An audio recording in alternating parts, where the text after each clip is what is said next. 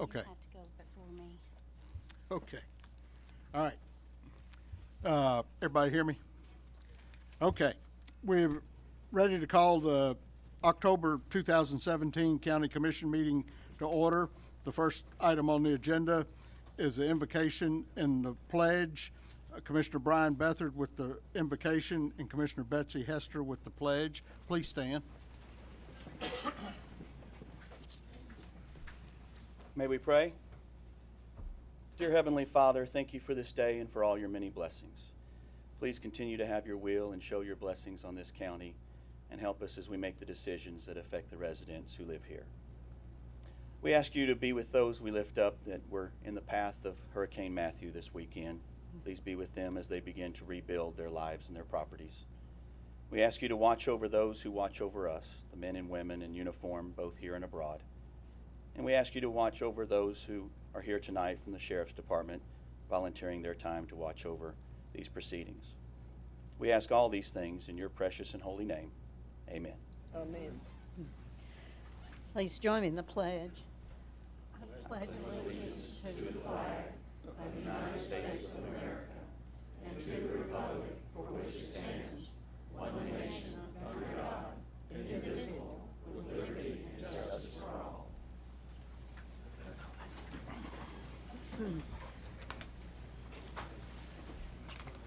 Next, we have roll call. If you push your present button and confirm.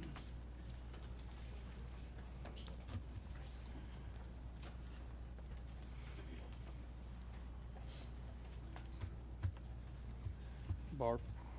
you're-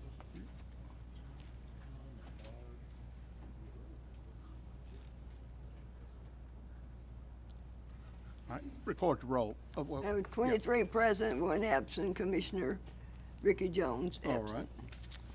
right. And I've heard from Commissioner Jones, and he's unable to attend tonight. Next, we have approval of minutes of our September 12, 2016 County Commission meeting. Those were emailed or mailed to each member. I'll entertain a motion for approval of those. Mr. Jones, Commissioner Lawrence, a second. All in favor of those as presented, signify by saying aye. Aye. Opposed? Commissioner Ryan, I'm sorry. Did you request to speak? No, I apologize. Oh, I hit the okay. wrong button All right. earlier. Okay, good. Next, we have citizens' communication. And we have 1, 2, 3, 4, 5, 6, 7. So we have 7. We have a 30-minute time period, so 7 into 30 with a maximum of 3 minutes. So each person will have the full 3 minutes. So if you'll request your time, request or keep it to 3 minutes would be appreciated. If you'll come forward, state your name and your address and for the record. So the first we have is Bill McDonald. Good evening. My name is William MacDonald. I'm with 4515 South Carruthers Road in Franklin, Tennessee. Do you need any other information? No. Okay, very good. Thank you. It has been almost 2 years since I first reached out to Commissioner Danner about the dangerous rise of tension on the roads in Williamson County. She introduced me to Commissioner Lawrence, whom I have since been working with to find a solution to reducing tension on the roads. Over that time, no action has been taken by the County Commission or County Mayor. I commend Sheriff Long for his efforts to help educate aggressive drivers and motorists who break the 3-foot law. However, this reactionary type effort is expensive, time-consuming, and woefully inadequate. I am urging the County Mayor and County Commission to allocate funds for a public safety campaign to include regulatory signage as it pertains to bicycle law, increased law enforcement, and public awareness information dissemination. My undergraduate degree is in public administration, and early in my career I worked under Harold Barley at the Central Florida Metropolitan Transportation Planning Authority. Additionally, since the age of 10, I have accumulated more than 100,000 miles on neighborhood, city, and county roads while riding a bicycle. I have lived in Williamson County for more than 7 years and have ridden more than 20,000 miles on my bicycle throughout Middle Tennessee since relocating my family from Florida. Over this time, and especially during the past 2 years of working with Commissioner Lawrence, I have performed a tremendous amount of research regarding bicycle and pedestrian safety.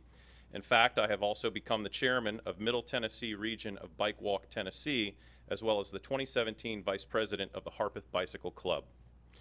What I have learned is there is a lot of underlying anger, resentment, and hate toward all people on bikes in this area. This is resulting in a growing number of dangerous encounters between bicyclists and motorists that are revealed through bullying, intimidation, and threats toward people on bikes. It's no coincidence that the rise in incidents is in direct correlation with the rise in population and traffic density in Williamson County. As more people have moved to Middle Tennessee, more people are riding bikes and driving cars on Williamson County's beautiful rural roads. This is making longtime residents very, very angry. It's just a matter of time before someone gets hit or shot from an incident of road rage. As you may have seen in a video I sent to the commission, bicyclists are being called vulgar names, intimidated by cars, intentionally passing close, and even, in one case, getting a brick thrown from the window of a passing vehicle. Something needs to be done. We have received reports and have video evidence of these types of incidents. They are occurring whether bicyclists are riding within the lane, on the outside marker of the lane, or outside the lane altogether. Further, these incidents occur to single riders as well as large groups. For example, in my personal experience, there is one driver in a white pickup truck who on multiple occasions, while driving in the oncoming lane, will swerve into my lane, holding his hand out the window, making a gesture in the shape of a gun, and pretends to shoot at me as he drives dangerously close to me from the opposite direction. This has happened to me as well as other bicyclists in the area.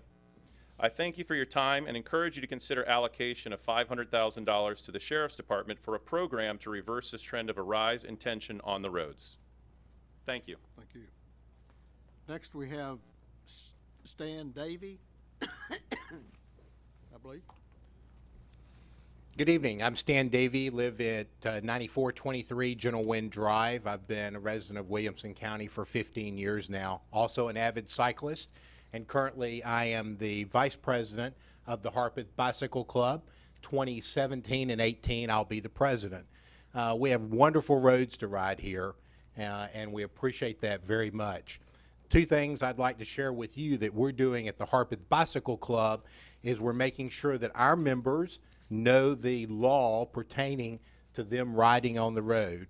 When they renew their membership this year or next year, they have to acknowledge that they have read this so that they're familiar with the law.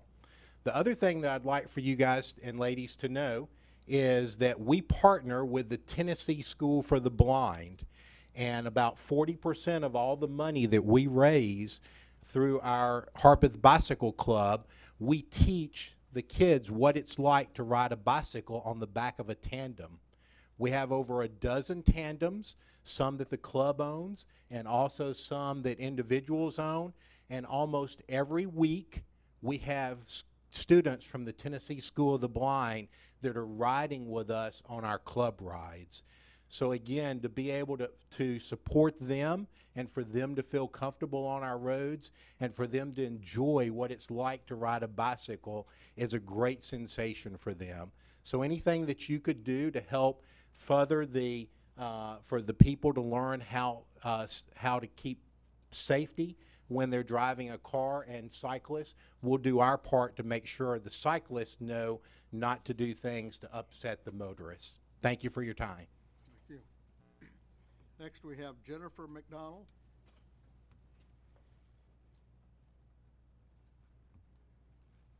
Hi, I'm Jennifer McDonald. I go by Jenna. I am Bill's wife, and we've been residents of Williamson County for almost 7 years. I am pretty much a stay-at-home mom, but I'm also a very active volunteer in Williamson County schools and also in metro schools for the last 3 years. I guess the reason I'm here is just to let you guys know that I myself am kind of more of a recreational cyclist, but I am afraid to go out on the roads here. My 10-year-old son goes out on the roads with my husband pretty regularly. I would love to be able to go out with them, but I just have a lot of fear. He's been run off the road by a dump truck. He has had people squirt their windshield washer fluid at him from the car. People try to run him off the road. He's had multiple incidents on the roads, and he has adjusted his riding schedules to go out at times before I'm even awake to try to avoid having these types of confrontations or being a hassle to a lot of motorists, and it just seems that it doesn't really help a whole lot. So I worry at home a lot of times about him just coming home safely. We lived in Orlando, or in the Central Florida area, for about 13 years before we moved here, and my husband actually commuted to work in the suburbs for several years. He never once had an incident when he rode on the roads there in Central Florida, and it's really only been here that he's had an incident. So I would just ask that you all just consider the many different types of people. My son's on the roads, and just consider making these roads, which are a public resource, safer for all of us. Thanks. Ms. McDonald? Yes. Would you state your address for the record, Oh, please? 4515 South Carruthers in Franklin. Thank you. Next, we have Miles McDonald. Hi, I'm Miles. Hi, I'm Miles MacDonald, and I race bikes.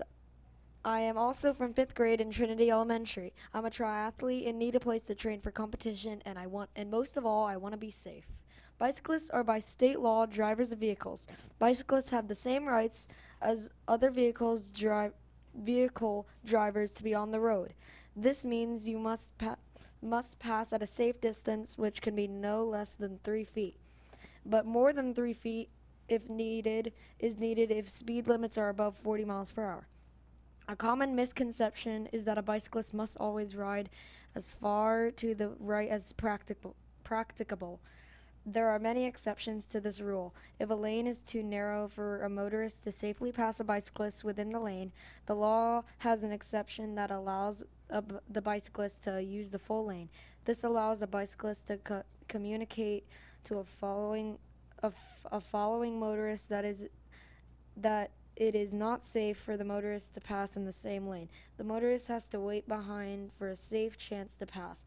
The nationwide consensus of transportation professionals, motorists, and bicyclists is a lane must be 14 feet wide in order to allow a motorist and a bicyclist to safely travel side by side within the lane. There are many other exceptions which allow a bicyclist to use the full lane. The exceptions of the rule are the rule. The majority of roads in Tennessee are less than 14 feet wide, thus the exceptions apply more often than the rule. Many motorists may be shocked to learn a bicyclist is not required to ride as far to the right as practicable in a 12-foot lane. Bicyclists are taught, don't let your safety be jeopardized by someone else's convenience. While it can be very frustrating to motorists, often a cyclist is protecting their safety and not trying to deliberately inconvenience a motorist. Traffic safety experts and state law agree the convenience of motorists should not take precedence over the safety of cyclists. And I thank you for your time. Miles, you did a good job. 4515 South Carruthers Road. All right, okay, thank you, sir. Here's your number. Next, we have David Patterson. My name is David Patterson, 105 General's Retreat here in Franklin. And I've been a resident of Franklin for 18, 19 David, years now. raise that mic up a little bit. Well, see, he's only a little bit shorter than I am. So I've been a resident of Franklin for about 18 years, and I've been an avid cyclist for 15 years. As with most cyclists, I'm a reformed runner. I used to run, and now my knees won't allow that, so I ride. And I ride a lot. I probably spend upwards of 15 hours a week, maybe on some weeks more, on my bicycle. And we're blessed to have great roads here in Williamson County. I mean, I've ridden all over the country, in other states, Idaho, North Dakota, I mean, everywhere. And blessed is the right word for the kind of roads we have, and most of it is great. I kind of come down in the middle of the road on this. I mean, I spend so much time on the roads on the bicycle that I see a lot of motorists, and the vast majority, I'm just guessing, but 60–70% of motorists are very considerate of us. They don't want to run us over any more than we want to get run over.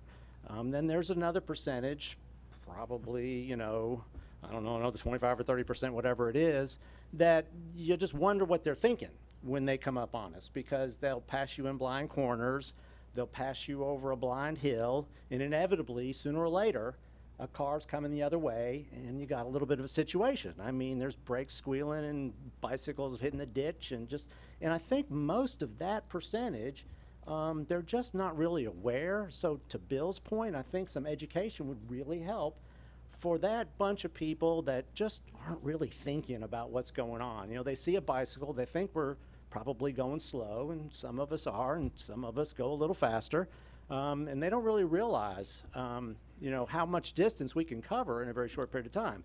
And then, of course, there's a very small percentage of people that I just call aggressive drivers. They're the road rage guys that are unhappy with the world. And recently, I was riding with Stan, and early one morning, like at 7 a.m. on a straight stretch of road, there was no other traffic, and a guy came along in an SUV, and if I had stuck my hand out, he would have hit it. He was that close to me, and there was absolutely no reason for it.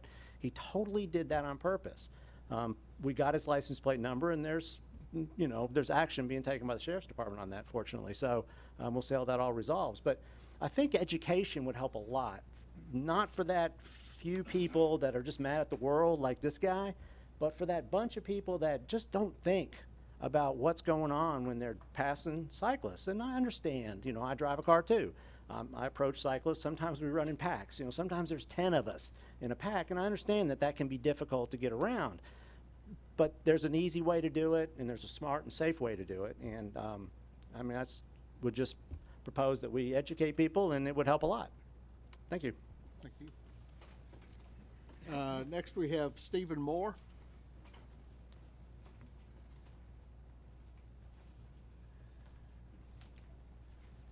Greetings, Commissioners. My name is Stephen Moore. I reside in District 2 in the community of Bethesda at 4840 Bird Lane. I've been a resident of this county for 26 years and a lifelong resident of Tennessee. I am first a motorist and second as a cyclist. In 2006, our state government passed House Bill 235, which was sponsored by Cassida and Sargent, which became known as the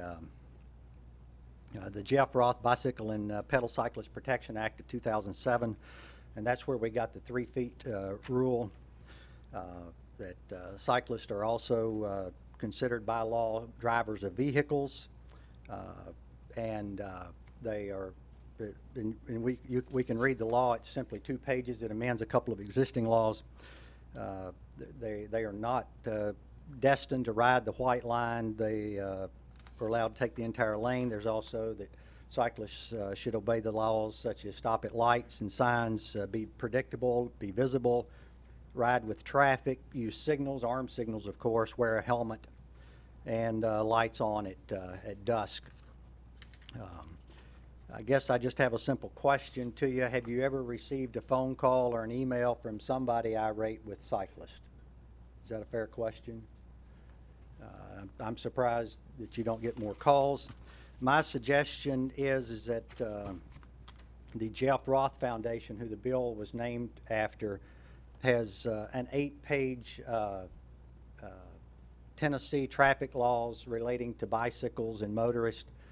It's 8 pages. I've got it in PDF form. I would be glad to send it to you. And when somebody calls you, you would be able to share this with them as part of an education campaign, just to let them know what what truly the laws are as it relates to cyclists and motorists. Be glad to share that with you if I've got an email address, or I'm not sure if that's public record or not. But you can give that to the secretary. Yeah, there. But would be glad to share that with you. Okay, and he can pass it out for us. So. Okay, I just have one copy. Okay, yeah, if you'll give it to him, he'll email it to us. Okay. So, Thank you. Thank you. I just want to make one comment. I noticed every one of the theme going through here, every one of these people are thin. So maybe I need to pick up a bicycle. We would love to have you. Yeah. Next, we have Laura Turner.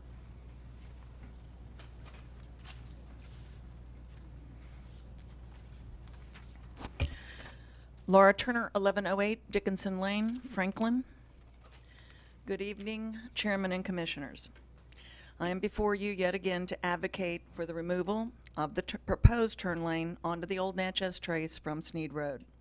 The County Highway Commission recently approved road widenings on Sneed, which are being required due to the Rochford supersized Stevens Valley subdivision.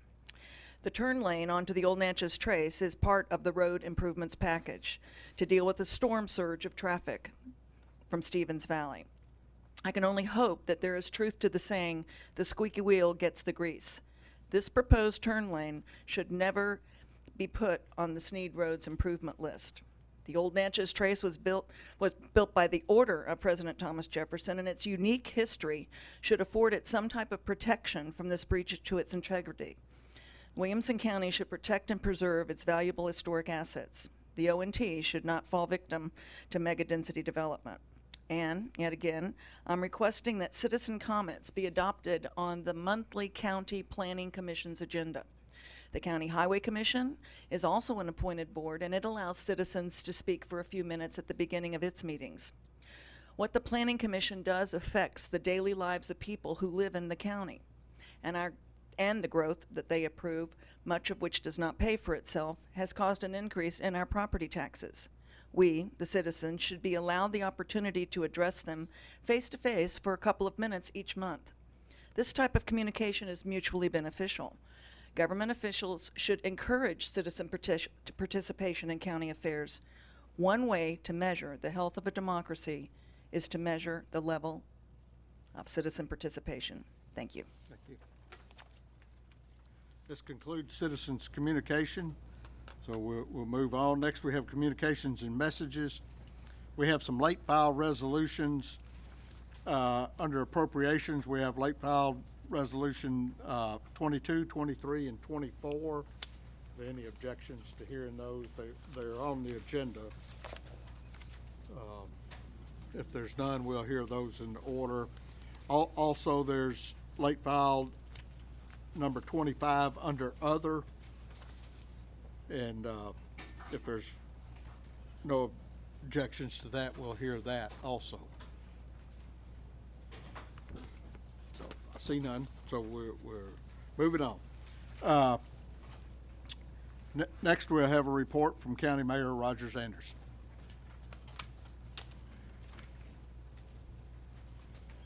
Good evening, ladies. Ladies and gentlemen, I'll ask Nina to come up and address your questions on the budget and where we are as a snapshot in time.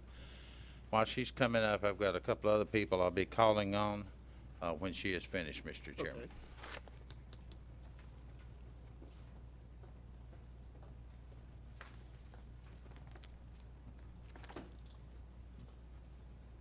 Thank you, Mayor and Commission.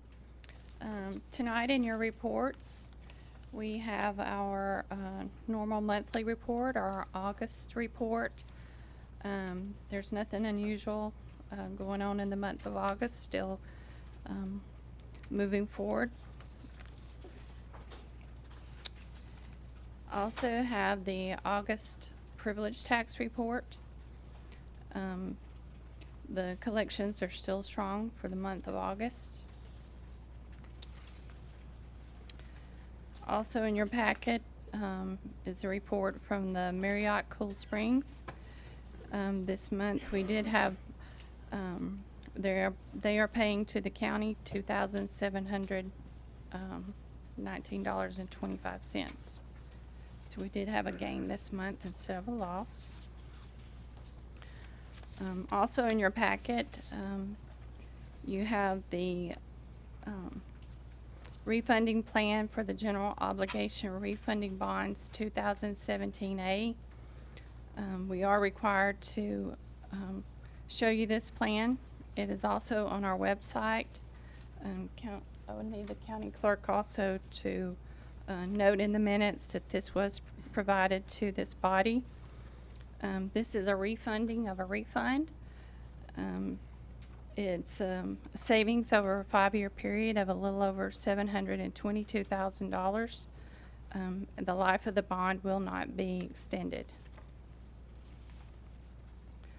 Also wanted to point out to you, in our bonding resolutions this time, in resolution number 101622 specifically, let's see what page that's on.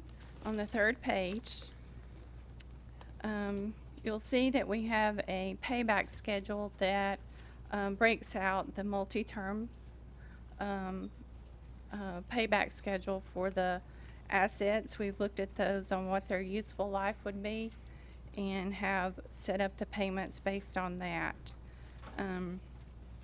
Something that I would like for you to take notice of on this, for the first 5 years, if you look at the total of the payments, it's a little over $2 million that we will be adding each year to our outstanding debt. And from that point on, it does drop to 1.6 and 1.1. This is just something that I need to make the commission aware of. If we move forward in financing our bonds when the multi-term payment schedules like this, your first few years, you are going to pay more up front. Over time, you will still save in principal, but just that you know that the first few years, that will increase your outstanding bonds. And that's all I have. If you have any questions. Commissioner Lawrence, you have a question for Nina? For the mayor later. I'm For the sorry. mayor later. Oh, okay. Commissioner Ryan? Thank you, Mr. Chairman. Nina, thank you for this information. It's very helpful for us. In regards to the bonds that we have under consideration tonight, if approved as a whole, where will that bring our total, the county's total debt to?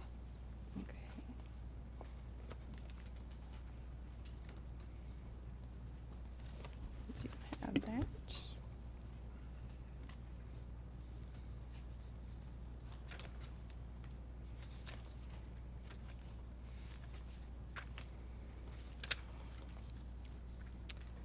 So our total county debt is $560,275,000.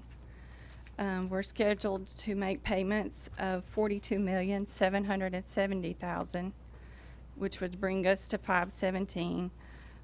If all of these resolutions are approved tonight, that would bring us to $597,905,000. Okay. And the annual payment at this time is $42 million? Yes, the annual payment for the 16-17 fiscal year. Okay. And then what will it go to if everything's passed? This may not be. I did not calculate that, but those schedules that I provided for you, we would just add those to our outstanding debt. Okay, but just for the record, just a ballpark, where do you believe it will? Well, it was about 3.6 million. In addition to the 442? I'm just looking for what our total annual debt obligation will be in terms of payments. For the current fiscal year, all that would add would be 6 months of interest. So you would not actually look at what it would add to your outstanding debt until next fiscal year. So next fiscal year. Next fiscal year, we're scheduled to pay off $44,230,000. But you would add about 3.6 million to that. So our anticipated, no one's going to hold your feet to the fire, but we estimate our total debt payment next year will be approximately $47 million. That will come out of the budget. Right. Thank you.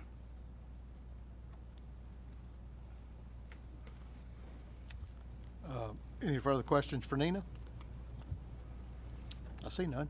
Thank you.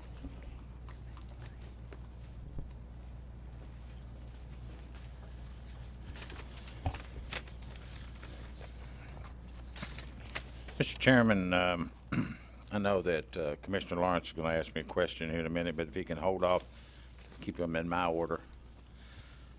On October the 6th, I received a letter from the town administration from Thompson Station in regards to the Two Farms annexation. And in his email that he sent to me, he was letting us know as a common courtesy that the town would be considering two resolutions tomorrow, October the 11th, regarding the Two Farms annexation. The first will be correcting a previously adopted resolution that contained a parcel that should have not been included. And the second item will be calling for the referendum on the Baker tract. And he goes on and addresses a few other things that we had in some discussion. So since that time, many of you, certainly myself, have received some correspondence from different folks telling them, asking them, those folks that are concerned about this rural area of our county, to address letters to all of you, myself, and several other people. So on Friday, I was thinking, I'm not sure that everyone, it's a great time to have a civics lesson by legal counsel, Jeff Mosley, and also for those watching on television and then for the press, to go back to square one and explain what you all voted for and why, not why you voted for it, but the actions that you took were to provide myself the negotiations and legal power with legal counsel to negotiate with Thompson Station and give you an overall framework of where we are and what we can do. Because quite frankly, as I see this email that has come in from someone outside the area, it's quite evident for them to write you and write myself, we cannot do anything about that. That's an issue for Thompson Station to address. Ultimately, if you all decide to put some pressure on the city administration and the city council down there, that's your business, and the constituents base. So Jeff, kind of take us through, then I'll try to answer Commissioner Lawrence's question and then get with the judge here. Yeah, you had asked me to address the question of what led us here and ultimately the impact that these resolutions had. There are two ways, at least in the statutes, that allow for annexation. One of them is inside an urban growth boundary and based on certain conditions would allow a municipality to annex property with the consent or the agreement of the owner of that property. That's if it's inside their UGB, contingent to their existing corporate limits, and there are several other conditions that go with that. The only way, in our opinion, that you can annex property outside the UGB is by referendum. And that was the basis of our opinion as to why we believed that the purported annexation of the Baker property was unauthorized by state statute, and the basis of the resolution that this commission passed that allowed legal action to challenge the authority of Thompson Station to annex that property.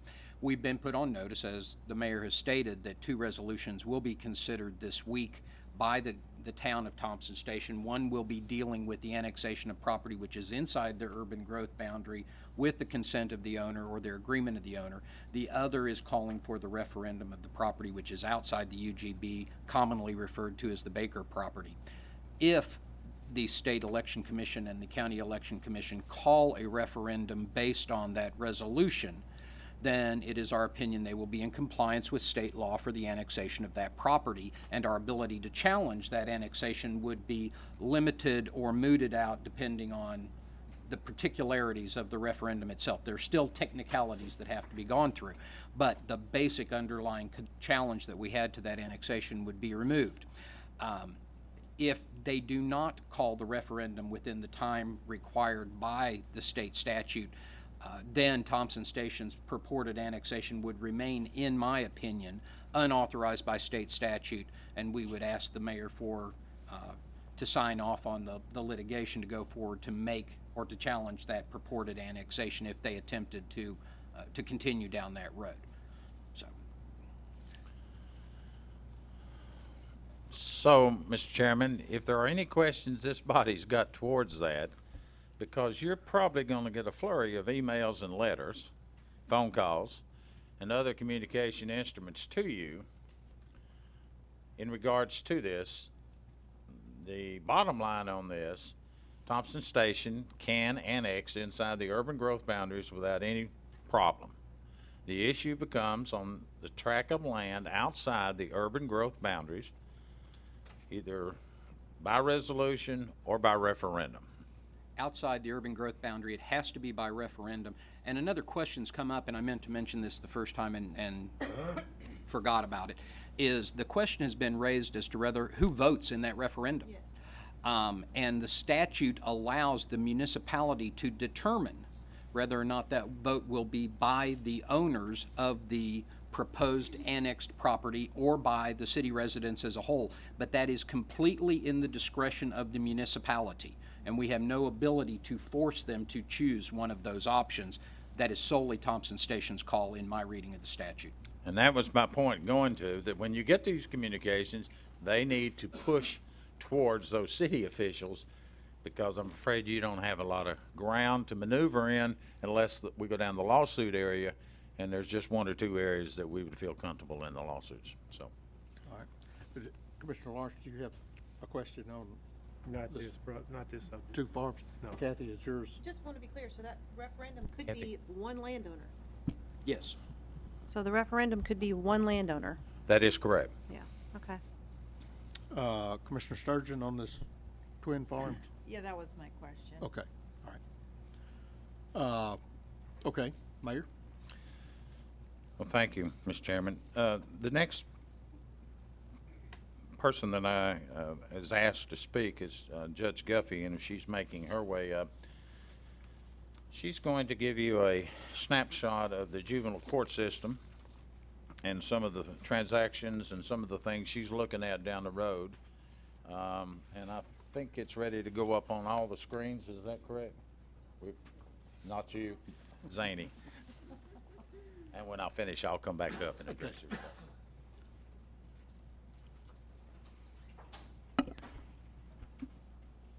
Thank you, Mr. Mayor, Mr. Chairman, Commissioners.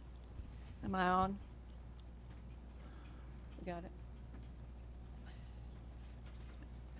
It's been almost 4 years since we created our Special Act Juvenile Court, and it's been 3 years since I've actually talked with you about what we're doing. So I wanted to take this opportunity to give you a quick update on how things are going in juvenile court. You have before you a PowerPoint that we have prepared for you. I'm going to go through this very quickly. There's a lot of information in this presentation, but I'm not going to go through all of it. Just a little bit to give you a highlight. I've included a history for some of the newer commissioners that may not know about juvenile court as much. We moved into our existing space in 1989. And in 1996, we expanded our space, and at that time, it was conveyed to us that we would only be there for just a little while longer. And I think that was 20 years ago, and we're still there. In 1996, the Alternative Learning Center also moved into our space with 4 classrooms, and they continue to have those same 4 classrooms today.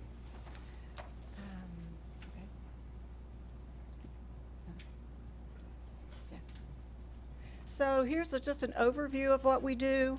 The takeaway from this is that we deal with a lot of complex cases in addition to delinquent offenses by our juveniles. We have termination of parental rights and custody and visitation cases that are requiring sometimes several days of trial that can tie up a judge for 4 to 5 days.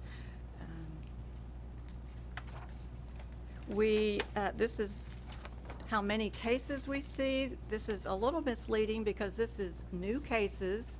You can see that approximately 3,000 deal with the delinquent and status offenses, and over 700, almost 750 are civil cases.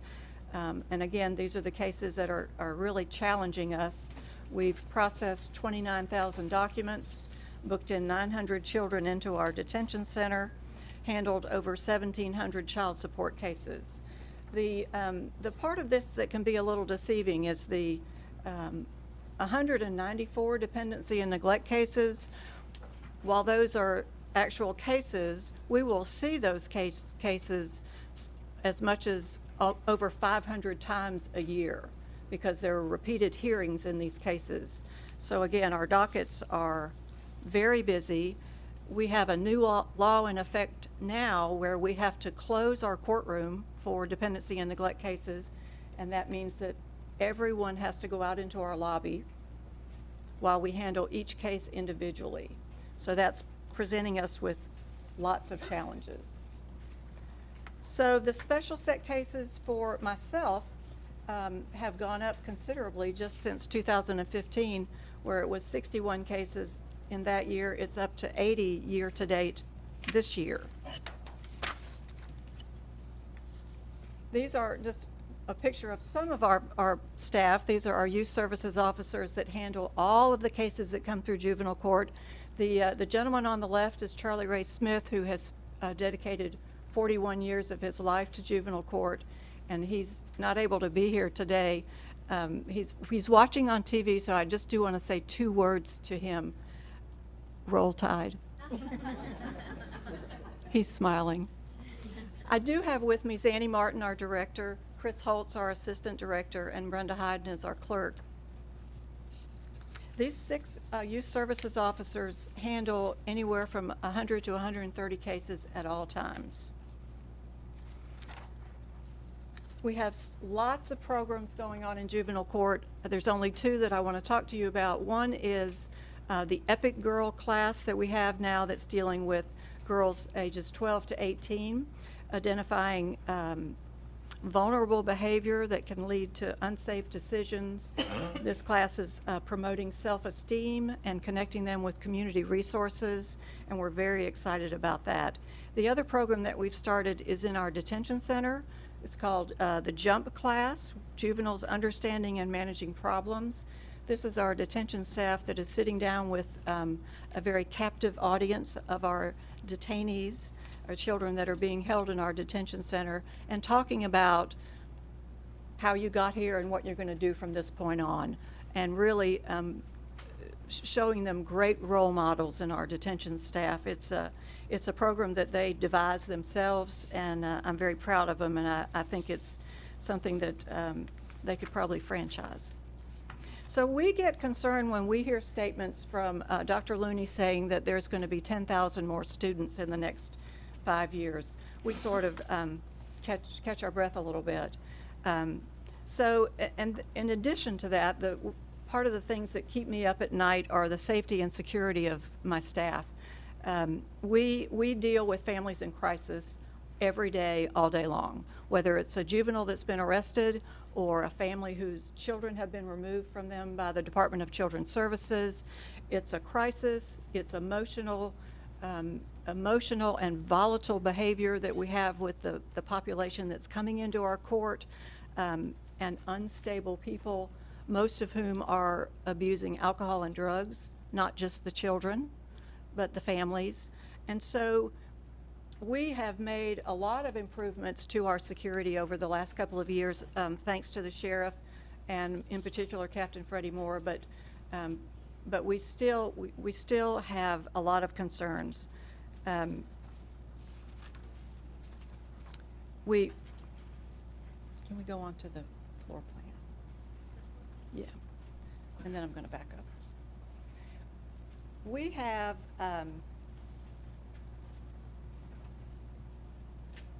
if you can see right here, our lobby, where both of our courtrooms are, and all of the people that we are having to move out of the courtroom are going into this one little space right here. And they don't like each other most of the time. And so this has been a problem. In the past, this entire area where we are had been open to the public to the point where at one time I had a reporter from Fox 17 that walked back into my office unannounced, Sky Arnold from Fox, and wanted to ask me about a case. So when I say we've come a long way by securing our doors and not allowing people to walk through, this is what we've had to do because of the world that we live in today. So we have limited space. Our alternative learning center is right over here, still just the 4 classrooms, that serves up to 200 students every year. We have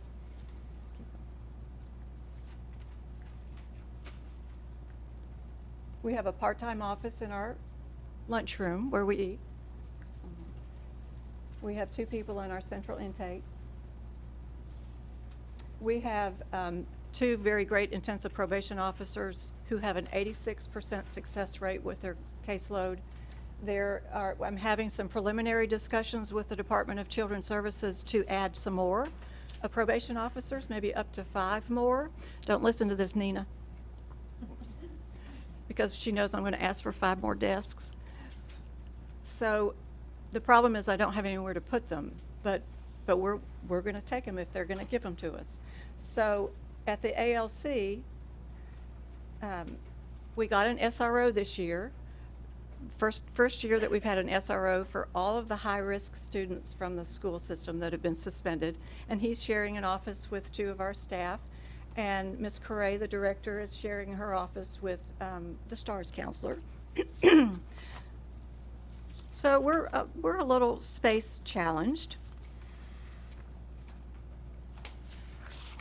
Our students use the parking lot for their rec center, for their break time. This is our next office. It's a closet. So why is your juvenile court important? And this is where I'm going to wrap it up. But I just have to tell you real briefly about one more. One of my favorite children of all times. And his family has graciously given me permission to talk about him because the law protects our kids and we don't talk about our cases. But Ian was 7 years old when he was a first grader at Scales Elementary School. He was living in the Best Western on 96 East with his mother in what the police called one of the worst, most deplorable conditions they'd ever seen when she was arrested. There were dogs in the hotel. The carpet was urine-saturated feces. There was a dog cage that we later found out that mother left Ian in the dog cage when she would leave. He smelled so bad that the teachers at Scales would give him a shower when he got to school. And he was a special child. He was on the autism spectrum. And one of the counselors found that he could communicate best by drawing pictures. So he had to come into foster care. And every time he would come to court, he would draw me pictures. And so I have a whole stack of pictures. And ultimately, he was in foster care for 4 years. And we had to find an adoptive home for him. And so when that happens, the children go to what we call pre-adoptive homes and visit and see if it's a good fit. And so he wrote me a letter one time after he had been visiting with a family, and he said, "Dear Judge Guffey, I've met my adoptive family. They're really nice. Their names are Jeff, Lori, Jarrett, and Toby. Jarrett is 14 and Toby is 1 year old. Jeff was in the Navy. I love them. They love history and have a 6-chair movie theater, a toy room, library and game room, and a hot tub. We have so much in common. I think I will be happy with them. I love Court and you, Guffey." So unfortunately, this family didn't work out for Ian, but another family did. And it was a Spring Hill family, one of our teachers in our school system. And he's 16 years old now and has his forever home. So that is why your juvenile court is so important. And that is why we thank you from the bottom of our hearts for being allowed to do what we do. So I'm sorry it was so long, but we appreciate this opportunity, and I'd be happy to entertain any questions. Any questions for Judge Guffey? Matt? A few of us have the opportunity to be out there and see how cramped it would be. I know you're very Use busy. your mic, Matt. I think it works. Sorry. Judge Guffey, a few of us had the opportunity to go out there and see that you're doing more with less and that you are very crowded. Would you do us a favor, and I know you'll be here because you're here every month, would you look on your calendar and find a time to invite us out for maybe a breakfast or a quick lunch that we could come out and see? Because you put a lot of work into this, but I think it'd help us if we could come and see how cramped some of those spaces are, because it doesn't quite convey in the 2D pictures we have. Oh, we'd be happy to. We have some great cooks. I'm not one of them. Thank you. Anyone else for Judge Guffey? Barb? I just wanted to say thank you. Thank you for being here, and it's so clear to me that you have a heart for children, and that's such a gift to Williamson County, and it's such a gift to kids who have no one else. So, thank you. Thank you. It's my staff, really, that have the heart. It starts at the top. Thank you. We appreciate your visiting us a few years ago. Any other questions? Thank you. I see none. Thank you, Judge.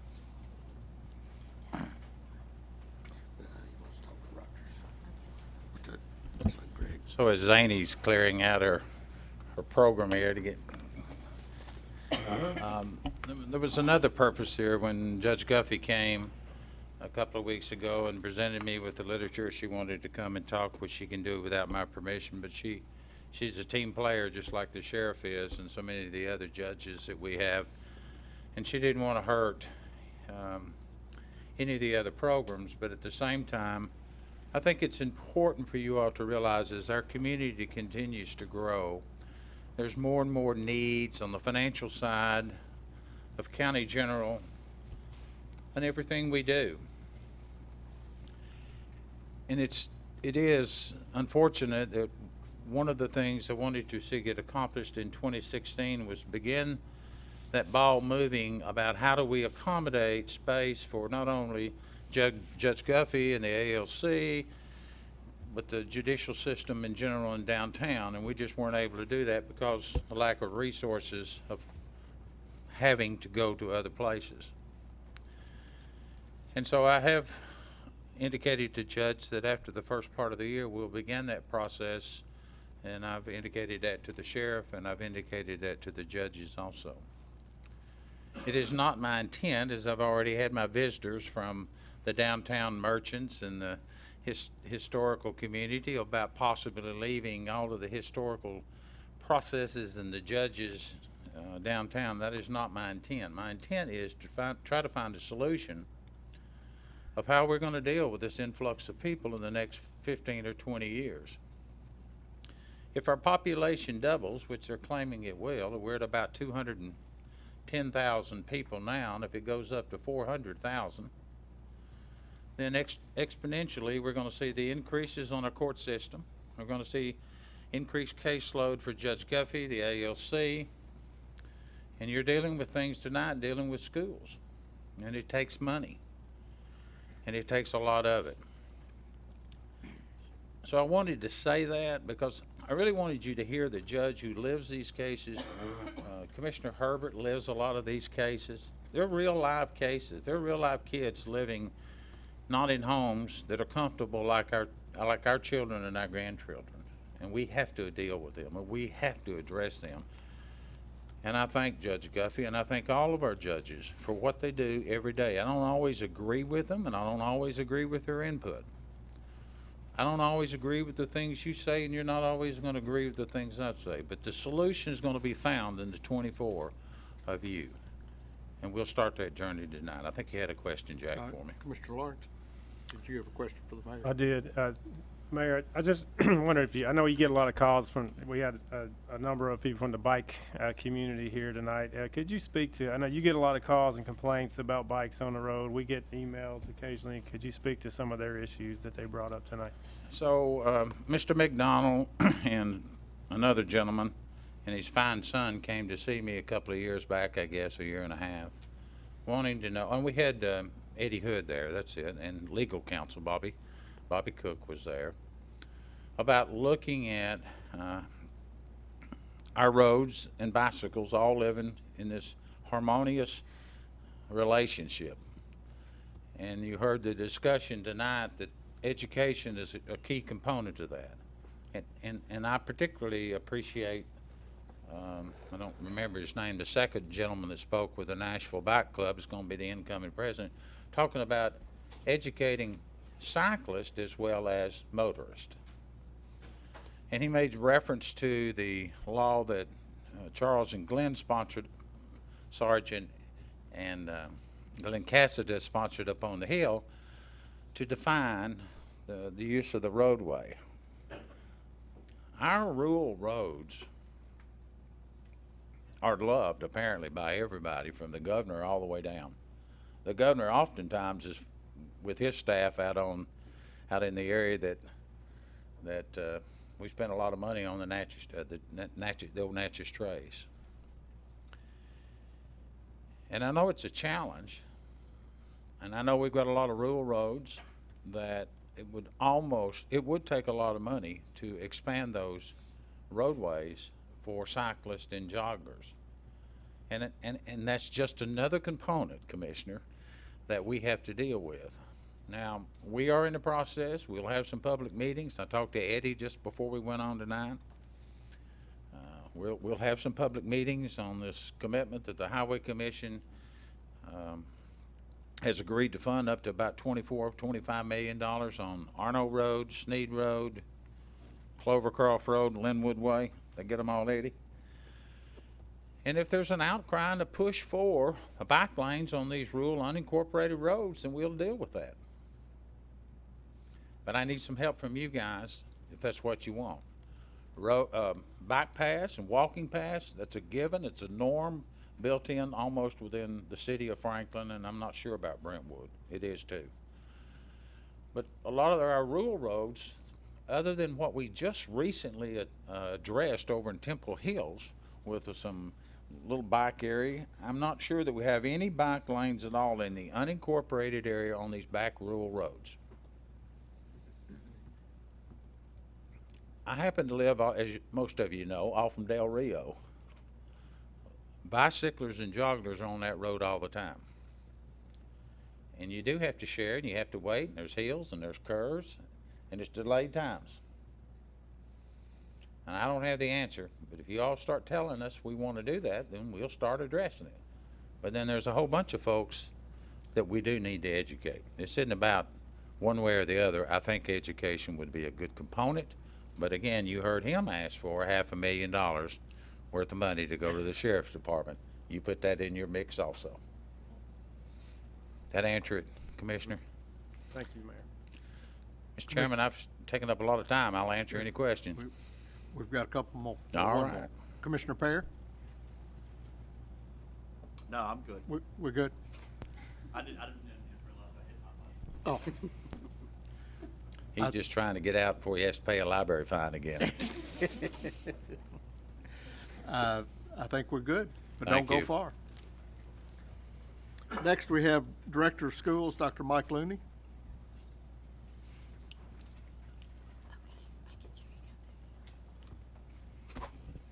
Good evening, Mr. Chairman, County Commissioners. It's good to see you tonight. I want to apologize up front. I had surgery today, so I'm going to give my remarks, and then I'm going to depart so I can enjoy the pain medicine they've prescribed for me. But Jason Golden and Leslie are certainly here to answer any additional questions that you may have after my report to you tonight. Student enrollment is at 38,236. We continue to grow every day. Our general fund balance currently is at $9.8 million and some change. We are under construction at the Thompson Station School. The site work is going to be finished in the very near future, and we'll start going up in the very near future. I'd be glad to answer any questions you might have. Any questions for Dr. Looney? Commissioner Dwight Jones? Yeah, Dr. Looney, I know typically y'all head out when y'all get done with the schools issues, so I've got one, the very last resolution, since I'm the chairman of the Parks and Rec.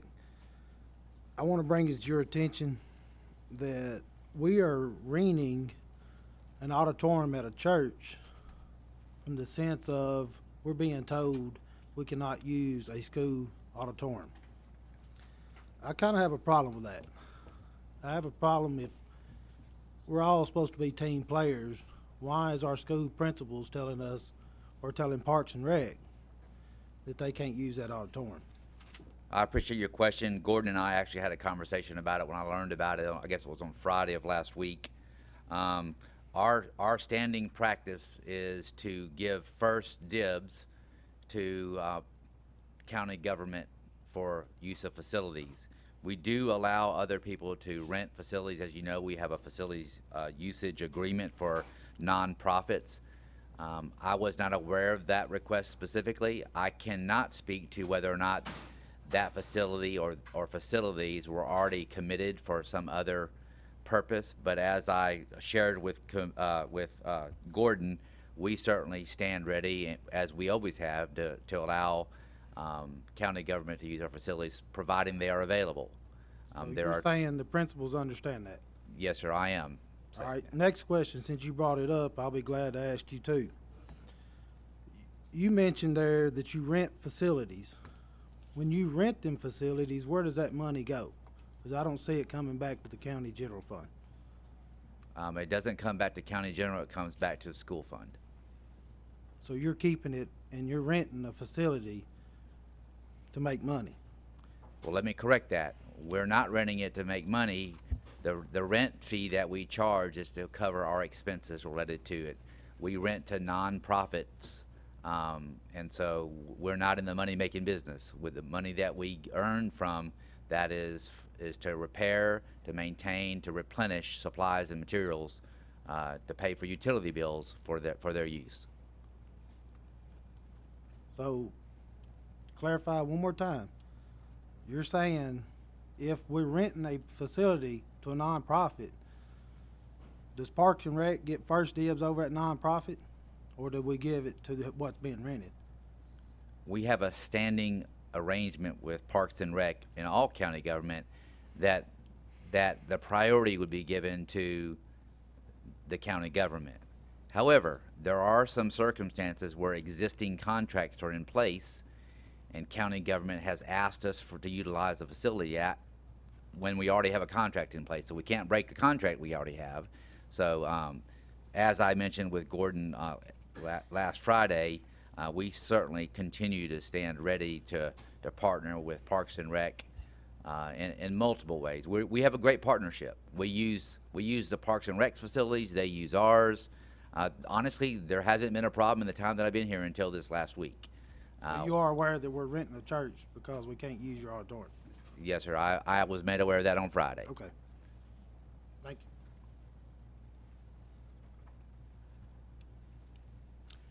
you. Any further questions? I see none. Thank you, sir. Thank Hope you. Y'all hope have you feel better. a great evening.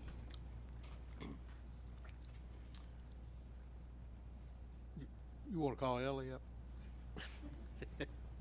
I'll be glad to. Thank you, Mr. Chairman. Okay. We have with us tonight the President and CEO of Williamson County Convention Visitors Bureau, Ellie Chin, to make a brief report. Thank you, and thank you, Mr. Chairman. Good evening, everyone. I'm here tonight to share with you our 2015 economic impact numbers. At each of your seats, you have this handy pocket guide to tourism, so all the numbers are in here. But in 2015, we had 1.31 million visitors for an economic impact of just over $410 million. That saved every household in Williamson County $487.82 on state and local taxes and generated about 3,000 hospitality industry-related jobs. Among Tennessee's 95 counties, Williamson County maintained our number 6 ranking. Also in 2015, our visitor center that's on 4th Avenue assisted 41,890 people. So we had quite a few people come through the visitor center looking for things to do and maps and so forth. So this past spring, as we saw our numbers continue to grow, we asked ourselves, what are we going to do from here? How do we keep our growth solid? So for the past few months, the CVB staff, along with our board of directors, have been working on a 4-year strategic plan that we're calling Tourism 2020. And I just want to share our strategic priorities from that plan so you'll understand what we're going to work on these next 4 years. Each of the priorities, we created a key performance indicator for each one. So I'm going to share those as well. First priority, maximize the effectiveness of CVB's strategy and branding to drive visitor spending. We want to bring more visitors to town to spend money and to go home. Our goal is by the end of 2020 to have 2 million visitors visit Williamson County. Second priority, assume a leadership role and be a key CVB partner in Middle Tennessee and beyond. What are those key partnerships that we can make throughout our county, throughout our region, to help grow our business here? We want to expand our role on 2 regional committees, and we want to create a minimum of 2 new major partnership opportunities. Number 3, promote Williamson County as a premier destination for youth and amateur sporting events regionally and nationally. You have heard me talk about this a lot. That weekend business that we can bring through sports tournaments, really important for us. We want to increase the annual number of room nights in the sports market by 40% by the end of 2020. And then the last, educate the community on the importance and the impact of tourism. And that's why I'm here tonight, to share our numbers with you. But we thought long and hard about that. It's more than just sharing our numbers. It's making sure that our visitors are welcomed. And when they ask the question, what is there to do in Williamson County, we have an answer. So our goal here is to train 500 new ambassadors. So we want to take our ambassador program to the hotels. So the front desk staff, when they're asked, what can I do in Williamson County tonight, they have an answer. We want to train the waiters and waitresses at the restaurants. We want to make sure that the folks that are working at our attractions have that answer. So our goal is to train 500 people before the end of 2020. So in closing, I just want to thank you for your partnership. It's a very important partnership, and we appreciate your support. And I feel confident that as we continue our work together, we can achieve our 2020 goals. Any questions? Any questions for Ms. Chen? Commissioner Lawrence? Good evening, Ellie. Thank Good you evening. for the update tonight. I just wondered if you could comment on what's going on with the old A-game facility. I understand they're not going to move forward, maybe with the plans to redevelop that. Is there any possibility of that going back to being a recreational facility, or do you know anything about that? I know a little bit, and I'm happy to share what I know. I do know that for the Fall League, Alliance Volleyball is back in A-game, and they're doing a monthly rental because they wanted to make sure their Fall League could play and the kids could get trained.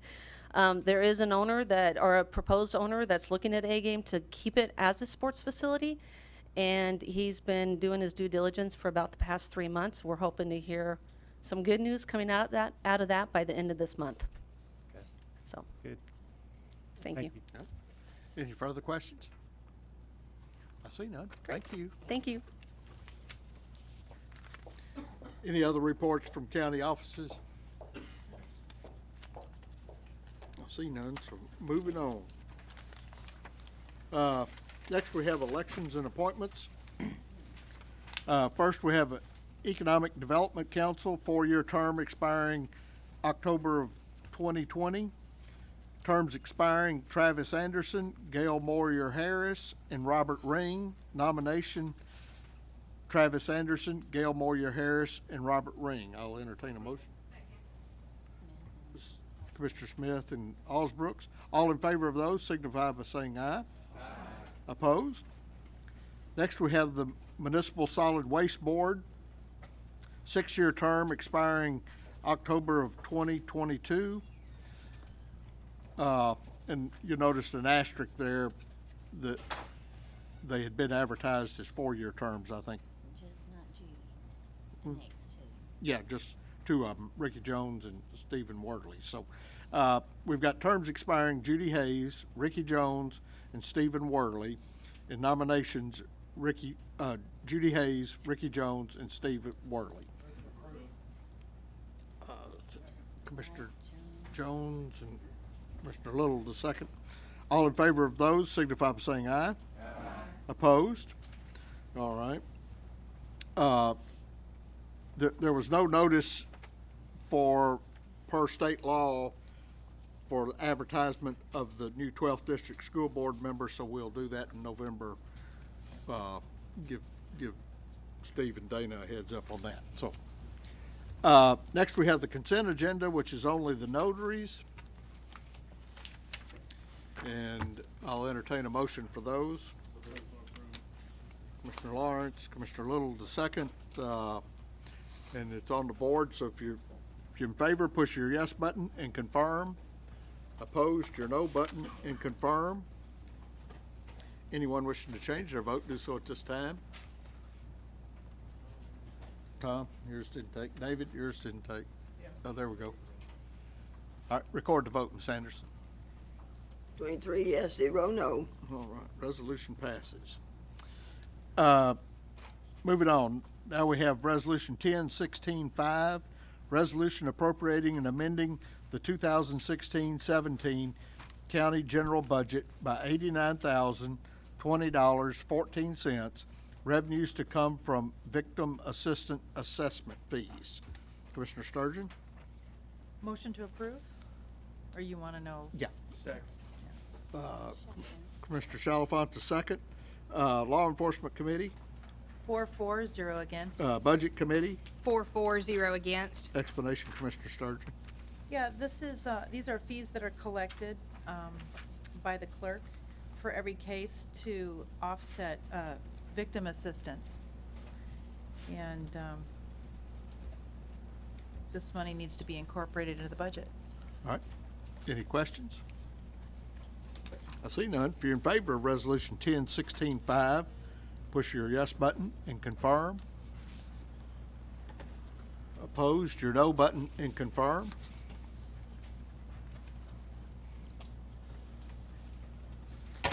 Anyone wishing to change their vote, do so at this time. Record the vote, Ms. Anderson. 23 yes, 0 no. Resolution passes. Resolution 10-16-6, resolution appropriating and amending the 2016-17 Sheriff's Department budget by $16,841.99, revenues to come from county general fund balance. Commissioner Sturgeon? Motion to approve? Commissioner Little, the second. Law Enforcement Committee?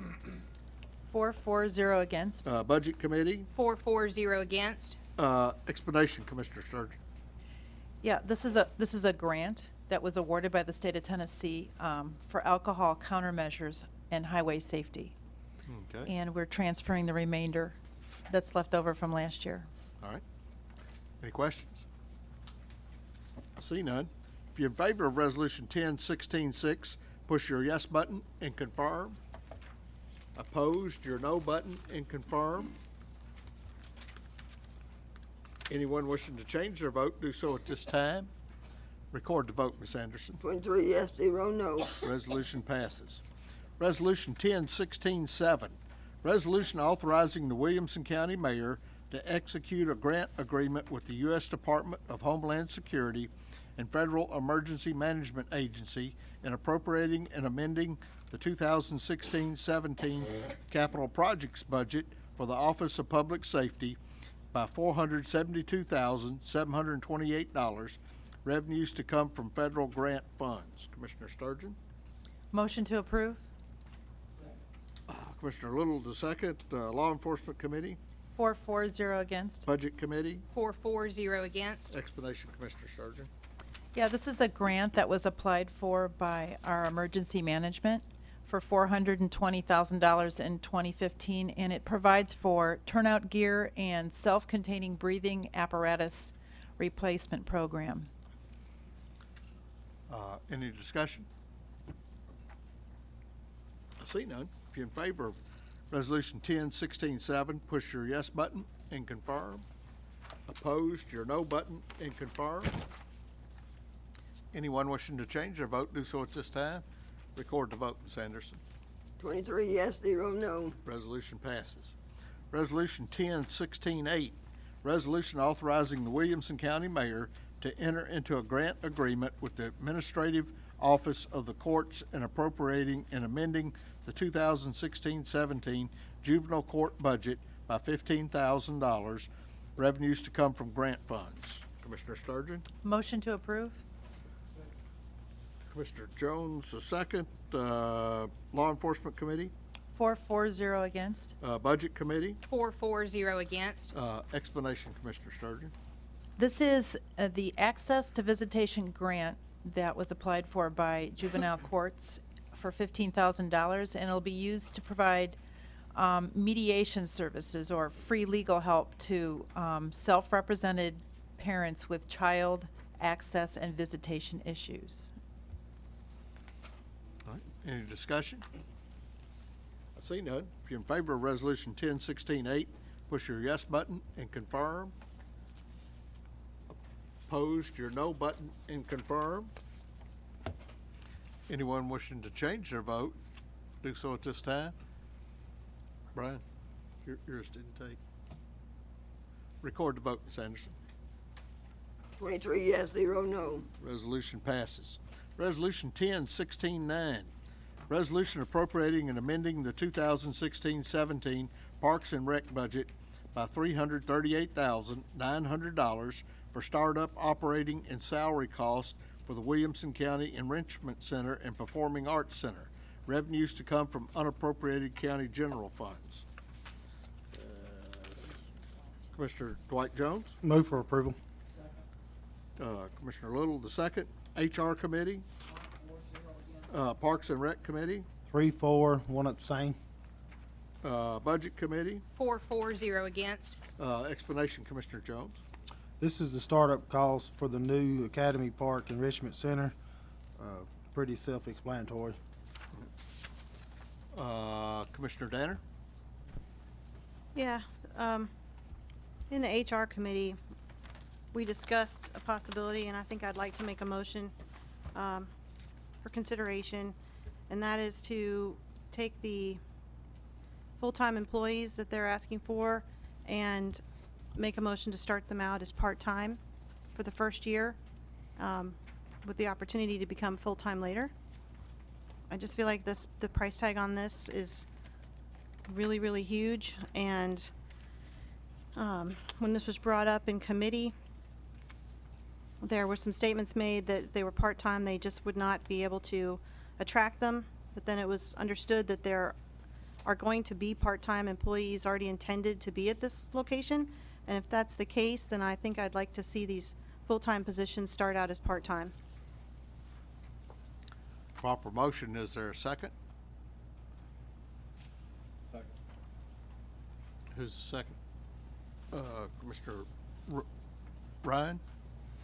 All right. It is loading, or she's going to, okay. Any discussion on the motion? Commissioner Kestner? Yeah, thank you, Mr. Chairman.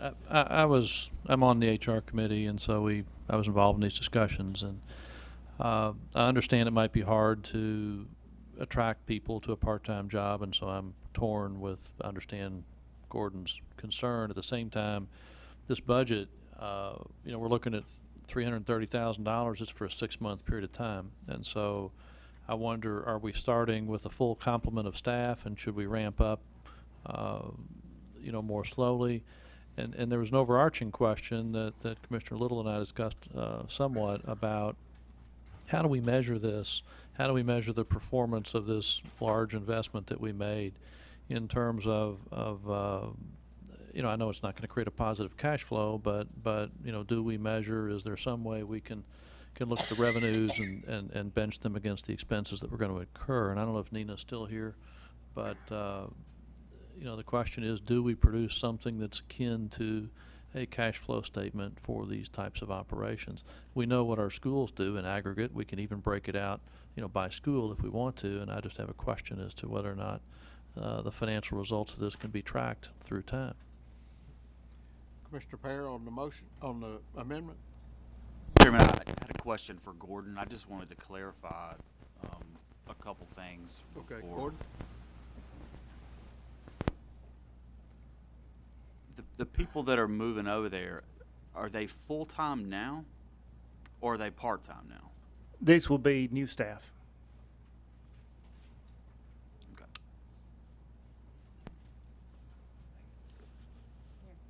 Commissioner Ryan? Thank you, Mr. Chairman. Gordon, just a question in regards to if we were to move in the direction of Commissioner Danner's amendment, what is the anticipated savings that you could foresee if it was part-time? I know that's not the direction that you want to move in, but in terms of helping us kind of chip away at this almost $339,000 price tag right now. Yeah, Commissioner Ryan. First of all, if we open the building with 11 part-time people, we'll only be able to open the building for a few hours a day. Those facilities are scheduled to be open about 75 hours a week. You have the Enrichment Center, you have the Performing Arts Center, and we also have to provide staffing for the Academy Park gyms. So you're looking at a total of 3 facilities, each open 75 plus hours a week, 7 days a week.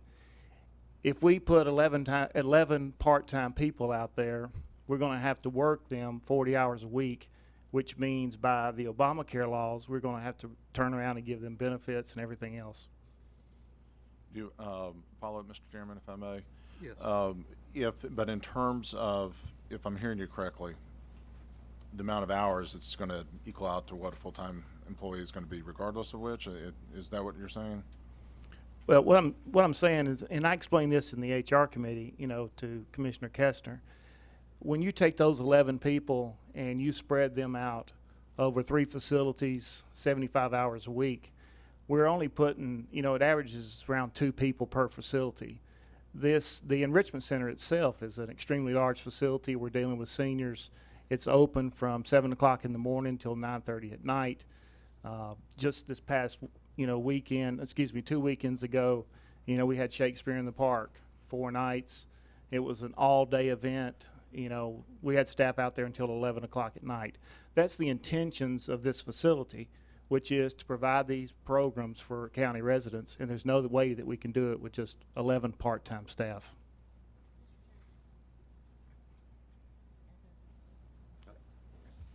Push it back. Commissioner Lawrence? Okay, so Gordon, in answer to Commissioner Ryan's question, so there really would be no savings then if we went part-time with these people? We really can't go part-time is what you're saying with 11 people. That's correct. Is it? So the Obamacare rule is 30 hours. That's $10,000 a year it was $10,000 per person if we didn't put them on, roughly, county health insurance. So could we just possibly hire more staff and have more part-time instead of fewer full-time employees? I mean, it would be equivalent to opening a school and running a school with substitute teachers. You just can't go out and hire people off the street part-time. They'll be able to come in and offer the programming that we offer for seniors, for children and adults with special needs. To be able to have a competitive theater program, to be able to supplement what's going on at an already overcrowded Franklin Theater. It's just impossible to run state-of-the-art facilities, which this county expects us to do, with 11 part-time people. It's just impossible.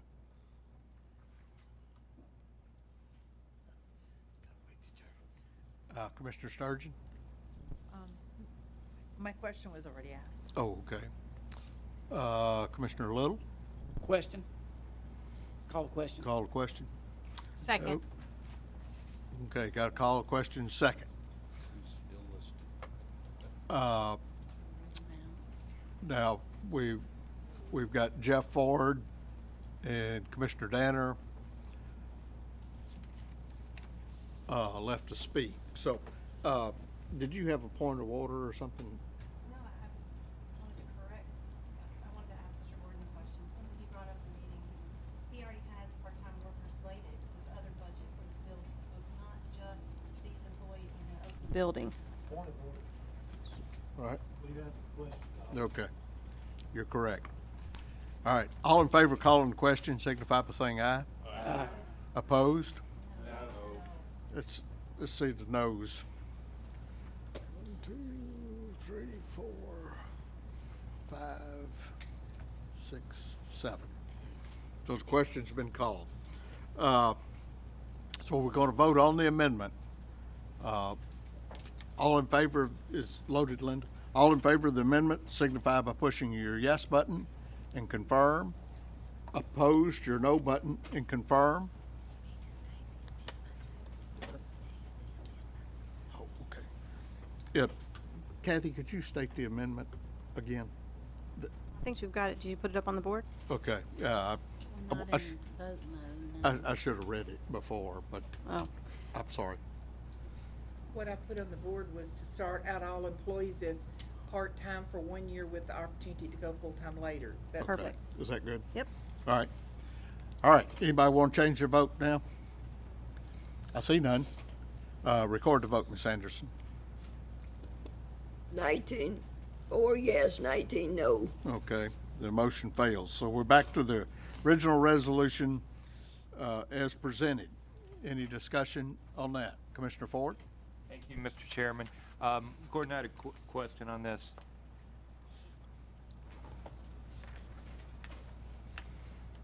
I heard through some prior to the call of the question discussion that these are not the only people who are allocated to this facility. Can you address that for me, please? Yes, that's correct. There will be part-time staff that will have to supplement the 11 full-time positions because, once again, the number of hours that we operate the facility, it's the same operating procedure that we put in place at all of our rec centers and everywhere else. We're not asking for any additional money for that. We feel like we have enough money in our budget to cover that. Second question, do these prices that are on here, do they include the benefits? They do not. They do not. So there's more than just this that we're going to be allocating. Generally, when we see new people, don't we see the benefits associated with that also?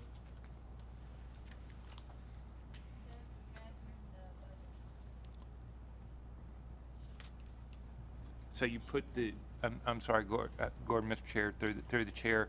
If I understand, then the benefits for these people were already in the budget, but we didn't have the salaries. That seems unusual to me. They'll be added in the upcoming year's budget process. How will we address benefits, including health insurance, for these people if they're starting in February?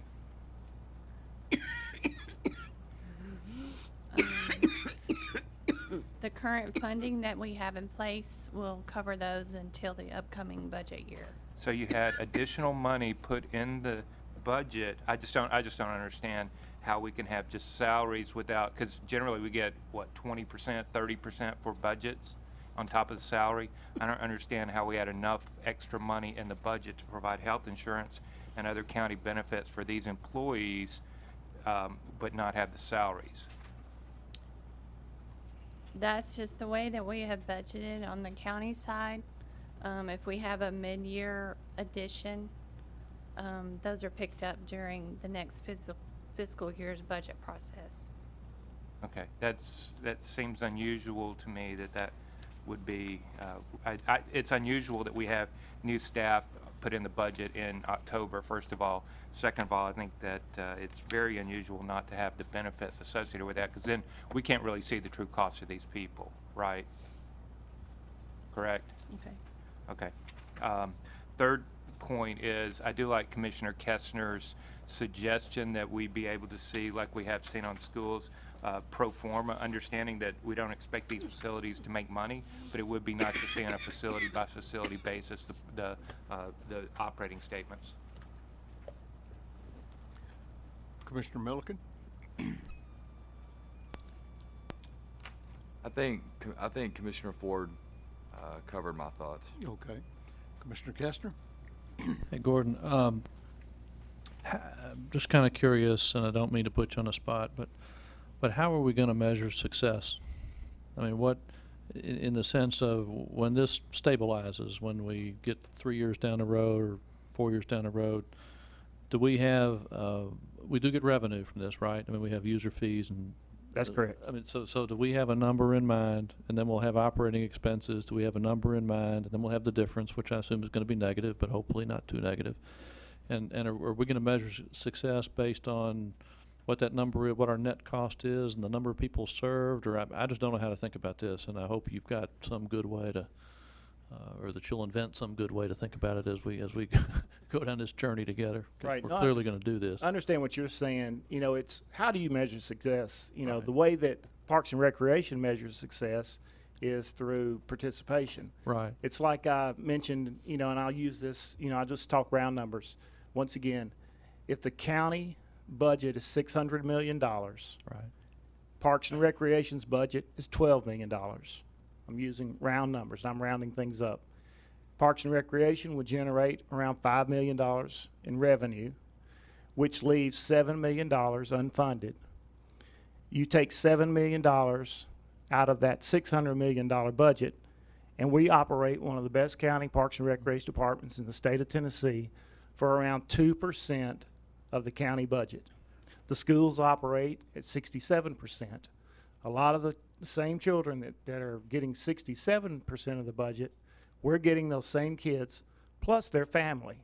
So when you start talking about how you measure success, you have to begin with, you know, the number of people that are doing it. When we generate $5 million in revenue, it is by choice. Well, here's a good point. I think schools take 75%, by the way, not 65, but that's another topic. I was trying to be kind. I understand. We all know it's 70. I think one point, I don't think that the taxpayers expect or want things for free.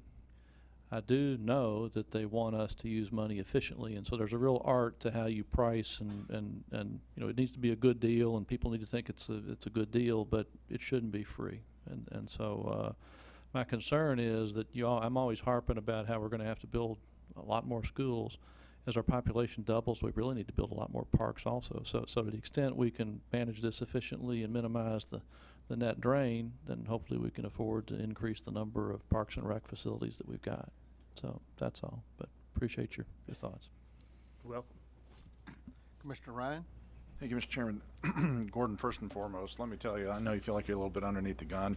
You manage one of my favorite departments. I think you guys do an outstanding job. You're a revenue generator, as you mentioned, and on a very lean budget. And so, but help me understand, in terms of with the new center that we have, that's going to be open to people to come in and do performances, correct, as far as whether it's theater or whatnot. It's essentially, it's open to the public.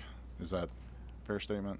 That's correct. All three facilities, one that's already online, the gyms, and then the two new ones, the Performing Arts Center and the Enrichment Center, are open to the public. Okay. So the question that I have, and whether we do it now or at the end of the meeting when we get to 10/16/25, is we're about to open this. We're about to spend $340,000 to open up the new center, yet we're still having to lease space with the community church that's probably within a couple miles, I'm guessing. Why do we need to do that if we've got this open for the public? That's a really good question. And the answer to that is an easy one. You know, the reason why we're having to use the Rolling Hill Church is for our dance program. We have over 400 kids, almost 500 young ladies and a few guys that are dancing in our Rhythm and Spirit dance program. And we have to do a recital every year. We'll do 4 different nights of recitals, and those recitals average about 800 people each night that attend it. The the Performing Arts Center only seats 350 people.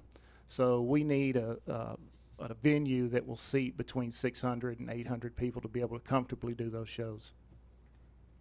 Thank you, Gordon. Commissioner Danner? Thank you, Mr. Chairman. Thanks, Gordon. And I do know it feels like you're under the gun. I do just want to point out, I agree with Commissioner Ryan. You do a wonderful job and very much appreciate the private sector money that you do go after and bring in to help offset your budget. I do want to point out that the state requires schools. They don't require Parks and Rec. And so by state law, we have to build those schools, but we don't have to. Parks and Rec is something this county does very well, but we go above and beyond what is was required by state law, and you do a great job. I would like to know, because we discussed this, and I just want to make sure I'm not misunderstanding something. You were saying, you know, we may only have 2 employees at each facility. How many part-time employees do you plan on already having there, paid for not by this resolution, but by your current budget? You know, the simple way to answer that is as many as it takes. You know, it depends on the type of programs we have. For example, when we're dealing with seniors, the seniors will take them on trips. When we do that, we have to have staff that will leave the facility, but then we have to cover the facility. So that's it fluctuates. I mean, during the summer, we will cut between 1,200 and 1,500 checks because it takes that many people to operate the Parks and Recreation Department, which runs 7 days a week. We don't get any time off. We have to work and plan, you know, all the recreation programs during the day. And people can't recreate between 8 and 4:30 because you're either in school or you're working. So what does that mean? That means they do it at night. They do it on the weekends. So we have to have staff that runs the facilities, you know, from early in the morning when we're doing business all the way to, you know, the end of the day, and then on the weekends. This past week, we did Touch a Truck at Thompson Station Church. We probably had 4,000 people that walked through there this past weekend. It took close to 30 staff to be able to pull that off because it's an enormous event. We had to hire sheriff's department deputies to control the traffic, and you know, so it's really hard to say exactly how many people we have to have because, you know, when we do these special events, it takes all hands to do it. Okay, you mentioned a number in committee. I guess you're not going to commit to anything tonight. Commit to what? How many part-time employees are you going to already have planned to be in this facility? I mean, I can't tell you because, once again, we may have to have one position, and when I say one position, we may have to have a need for somebody to work 25 hours a week, but we may have to hire 3 people to do that because, once again, it's extremely difficult to hire people part-time. We are at full employment in the county, and so, you know, I could tell you that, yes, we could probably get by with 10 people if we could get them all in there for 25 hours a week, but that, I can tell you right now, that won't happen. So we may have to hire 15 or 20 people just to cover those part-time shifts.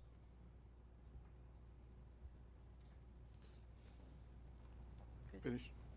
Commissioner Sturgeon? Maybe you could give us an estimate on what it's going to cost in salaries for a year to run the place. Can you do that? You just take that number that's on that sheet and double it.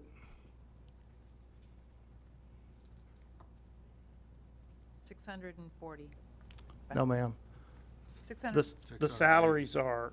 When you said this number, you're talking about 389,000, or are you talking about? The 389,000 is the total operational cost, which includes operating and salaries. Right.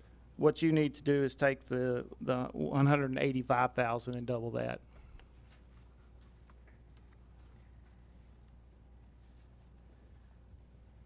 Thank you. You're welcome. Commissioner Clark? Commissioner Ryan covered all my questions except for one. I'm wondering, you said that not just anybody off the street could come in and do what's required. Could you speak just a little bit to what kind of positions require training and require special needs assistance, that sort of thing? Just to explain to us why we can't hire just anyone off the street. Yeah, when you're dealing with seniors, you know, you have to keep in mind that they expect certain types of programming. So we have a staff, and they're, you know, professionals that work, you know, with senior citizens. For the therapeutics programs, that's all under one division. It's seniors and therapeutics. They all have to have CRT, and you know, and that's certification that requires 4 years of college and then some.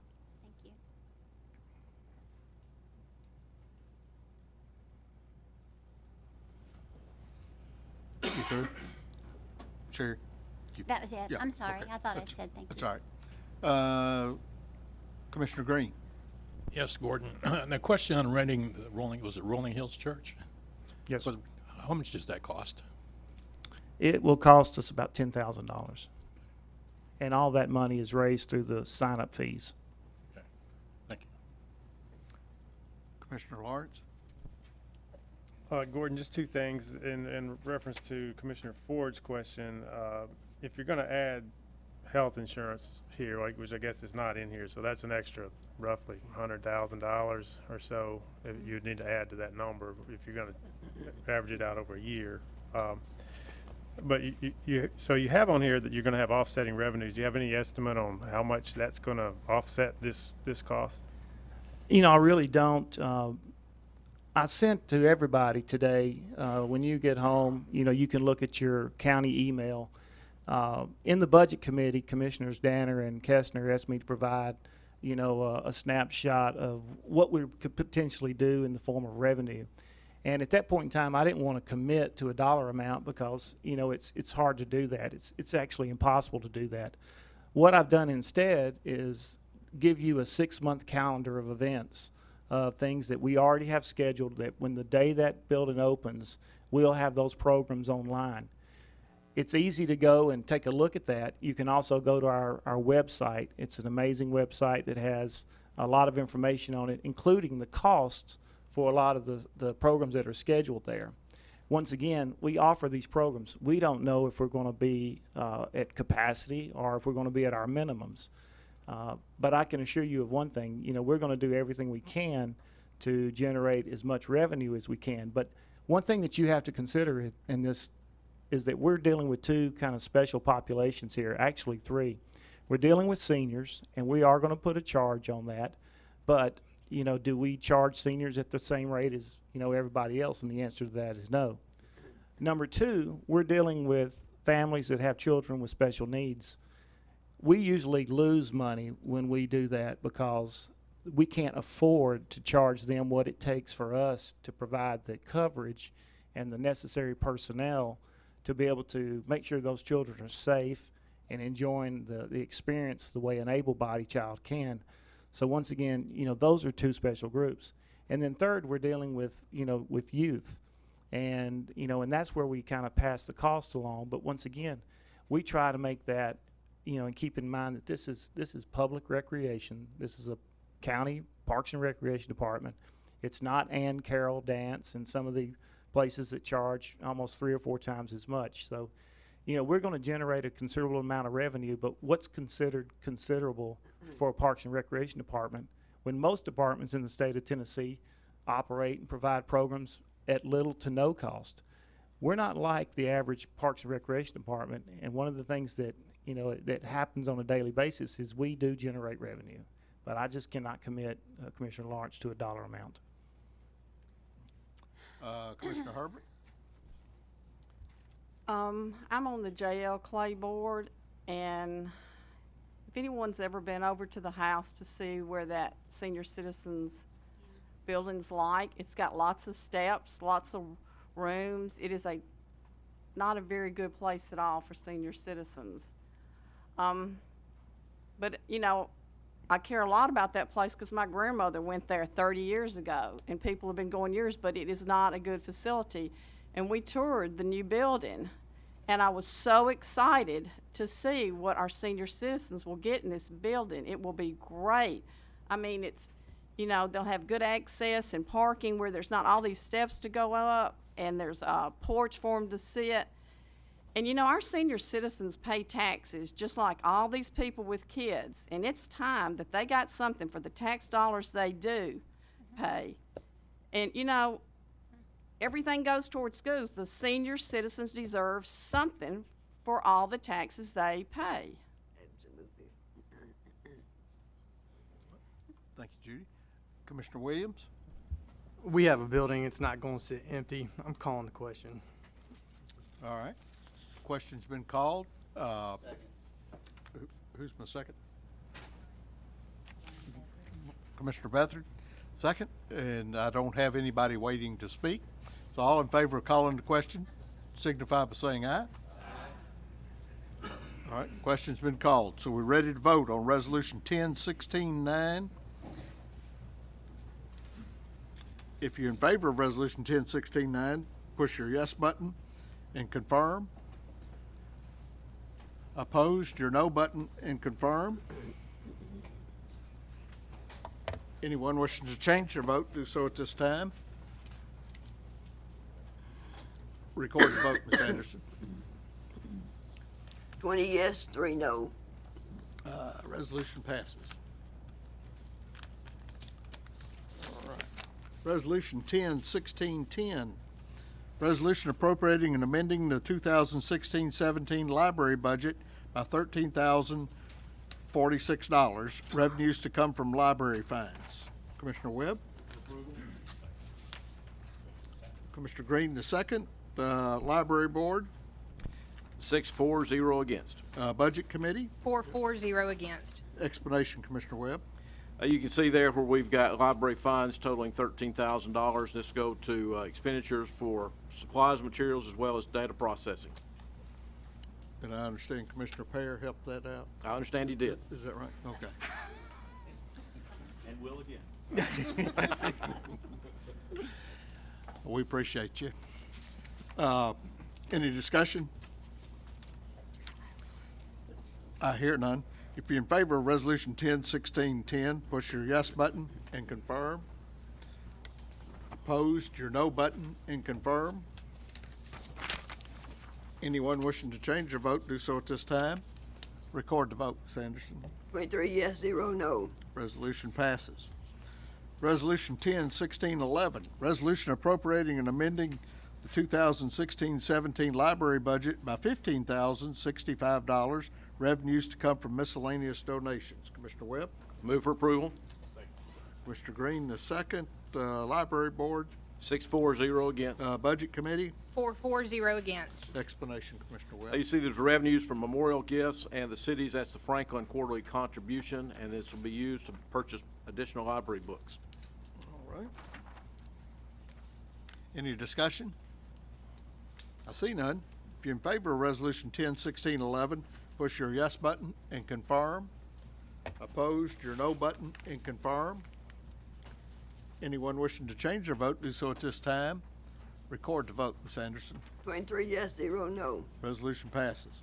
Resolution 10-1612, resolution appropriating and amending the 2016-17 library budget by $9,684, revenues to come from library fines. Commissioner Webb? Move for approval. Mr. Green, the second. Library Board? 6-4, against. Budget Committee? 4-0 against. Explanation, Commissioner Webb. You'll see this is a carryover of the prior year funds that were not used, and this is going to be used for contracted services by the library. They're different contract services for the current fiscal year. Okay. Any discussion? I see none. If you're in favor of Resolution 10-1612, push your yes button and confirm. Opposed, your no button and confirm.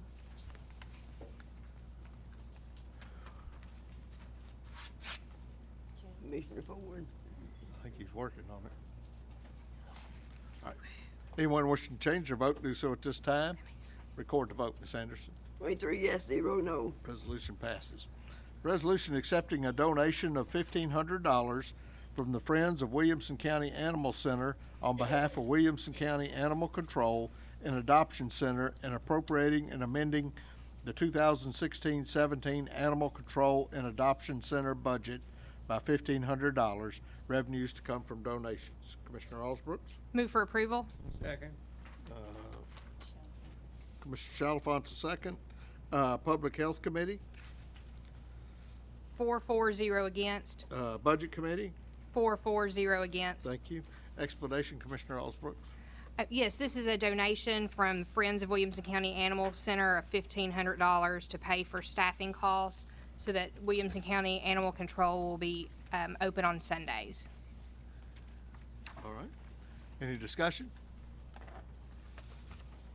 see none. If you're in favor of Resolution 10-1615, push your yes button and confirm. Opposed, your no button and confirm.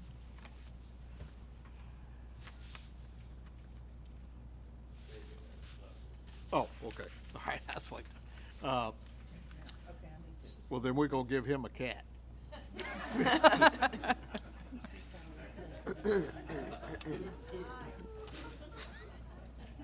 Okay, I'll mark him out. Okay. All in favor of Resolution 10-1615? Oh, I'm sorry. Record the vote, Ms. Anderson. 21 yes, And one Kathy. and one absent. All right. And Oh, one. Wha- two absent. yeah, 21 Oh, 21 yes and one abstain. 21 yes. You didn't abstain? You didn't mean to support. We still don't get 23. We'll send one home with you. We got 21 yet. Oh, all right. Paris. Resolution 10-16-16. Resolution accepting a donation of $3,000 from Mars Pet Care on behalf of the Williamson County Animal Control and Adoption Center, and appropriating and amending the 2016-17 Williamson County Animal Control budget by $3,000. Commissioner Osbrooks? Move for approval. Second. Commissioner Chalfant, the second. Public Health Committee? 5-4-0 against. Budget Committee? 4-4-0 against. Thank you. Explanation, Commissioner Osbrooks. Yes, this is a donation of $3,000 from Mars Pet Care, and we thank them for their donation. Yes, we do. Commissioner Ford? Just real quick, Mr. Chairman, is there any reason that these two donations cannot be put on the same resolution?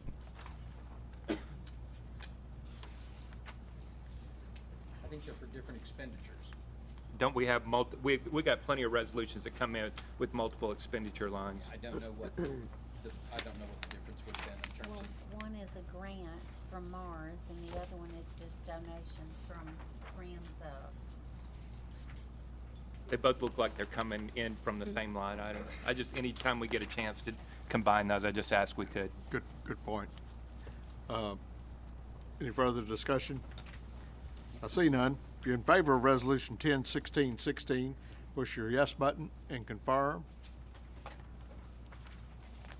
Opposed, your no button and confirm. Anyone wishing to change their vote, do so at this time. Record the vote, Ms. Anderson. 22 yes. Resolution passes. Resolution Two 10-16-17. Resolution amending the 2016-17 Highway Department budget and appropriating up to $87,470.85 for the purchase of 3 pickup trucks, revenues to come from unappropriated highway fund balance. Commissioner Osbrooks? Move for approval.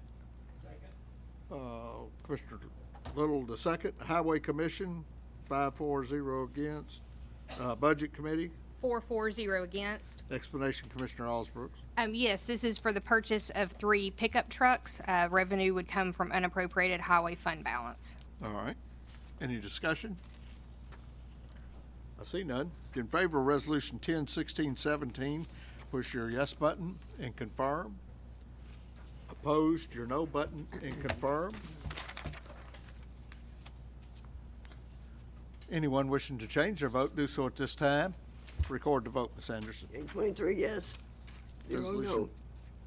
Resolution passes. Resolution 10-16-18, resolution appropriating and amending the 2016-17 Election Commission budget by $180,000, revenues to come from county general fund balance. Commissioner Osbrooks? Move for approval. Mr. Jones, the second. Budget Committee? 4-4-0 against. Explanation, Commissioner Osbrooks. Yes, this is expenses for the election occurring November 8th, 2016 for federal, state, and municipal elections. All right. Any discussion? I see none. If you're in favor of Resolution 10-16-18, push your yes button and confirm. Opposed, your no button and confirm.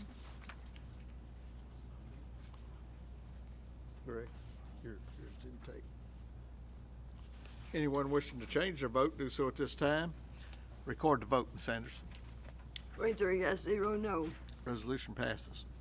Resolution 10-16-19, initial resolution authorizing the issuance of not to exceed $23 million of general obligation bonds of Williamson County, Tennessee. Commissioner Osbrooks? Move for approval. Commissioner Little was the second. Explanation, Commissioner Osbrooks. Yes, this is the initial resolution, and with that, we're requesting publication in the paper. We have to give notice legally in the paper, and this is requesting that. Okay. Any discussion? I see none. If you're in favor of Resolution 10-16-19, push your yes button and confirm. Opposed, your no button, and confirm. Anyone wishing to change their vote, do so at this time. Record the vote, Ms. Anderson. Okay, 23 yes, 0 no. Resolution passes. Resolution 10-1620, resolution authorizing the issuance, sale, and payment of general obligation refunding bonds of Williamson County, Tennessee, and providing for the levy of taxes for the payment of debt service on the bonds. Mr. Osbrook? Move for approval. Second. Let me find the end of it. Budget Committee? 4-0 against. All right. Education Committee? 6-4-0 against. All right. Explanation, Commissioner Osbrook. Yes, this is, as Mayor Anderson says, a good thing. It's a refund bond, so we're actually receiving money back. We're not extending the life of the bond. Any discussion? I see none. If you're in favor of Resolution 10-1620, push your yes button and confirm. Opposed, your no button and confirm. Anyone wishing to change their vote, do so at this time.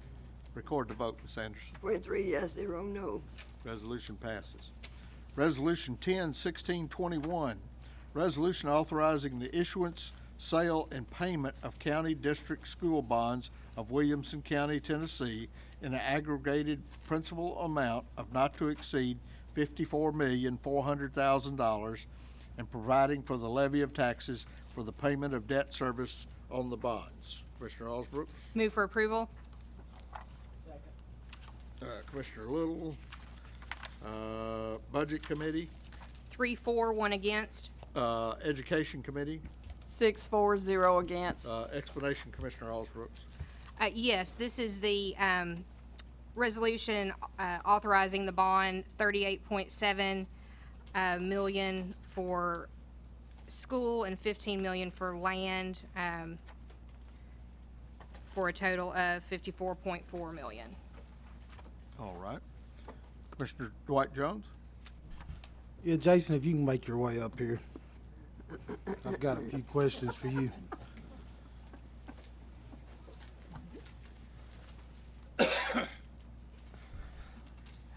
Hate to put you on the spot, but Dr. Looney hung you out to dry. So. On this, can you answer to me, for the public, why is the school at Thompson Station costing $10 million more than the school we just opened in Nolensville? We bid everything by lowest and best bid. That was the lowest and best bid we got. I can't speak to the market, but that's what the market drove us, and that's the best we can do with lowest and best bid. I can speak generally. The land in that area costs a little more than Nolensville's land. It's been a couple of years since we bid the Nolensville property.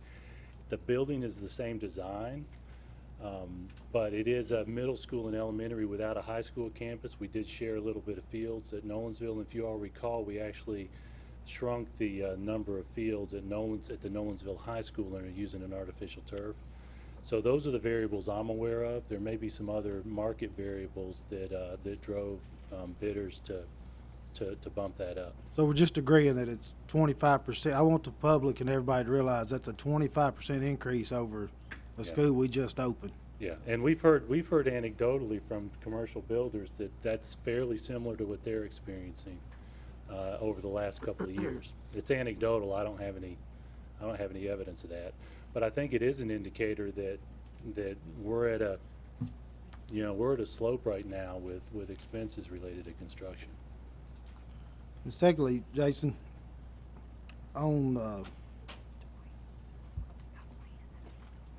the big picture of what the schools are wanting, do we have a snapshot of everything that the schools are wanting in the next 5 to 10 years?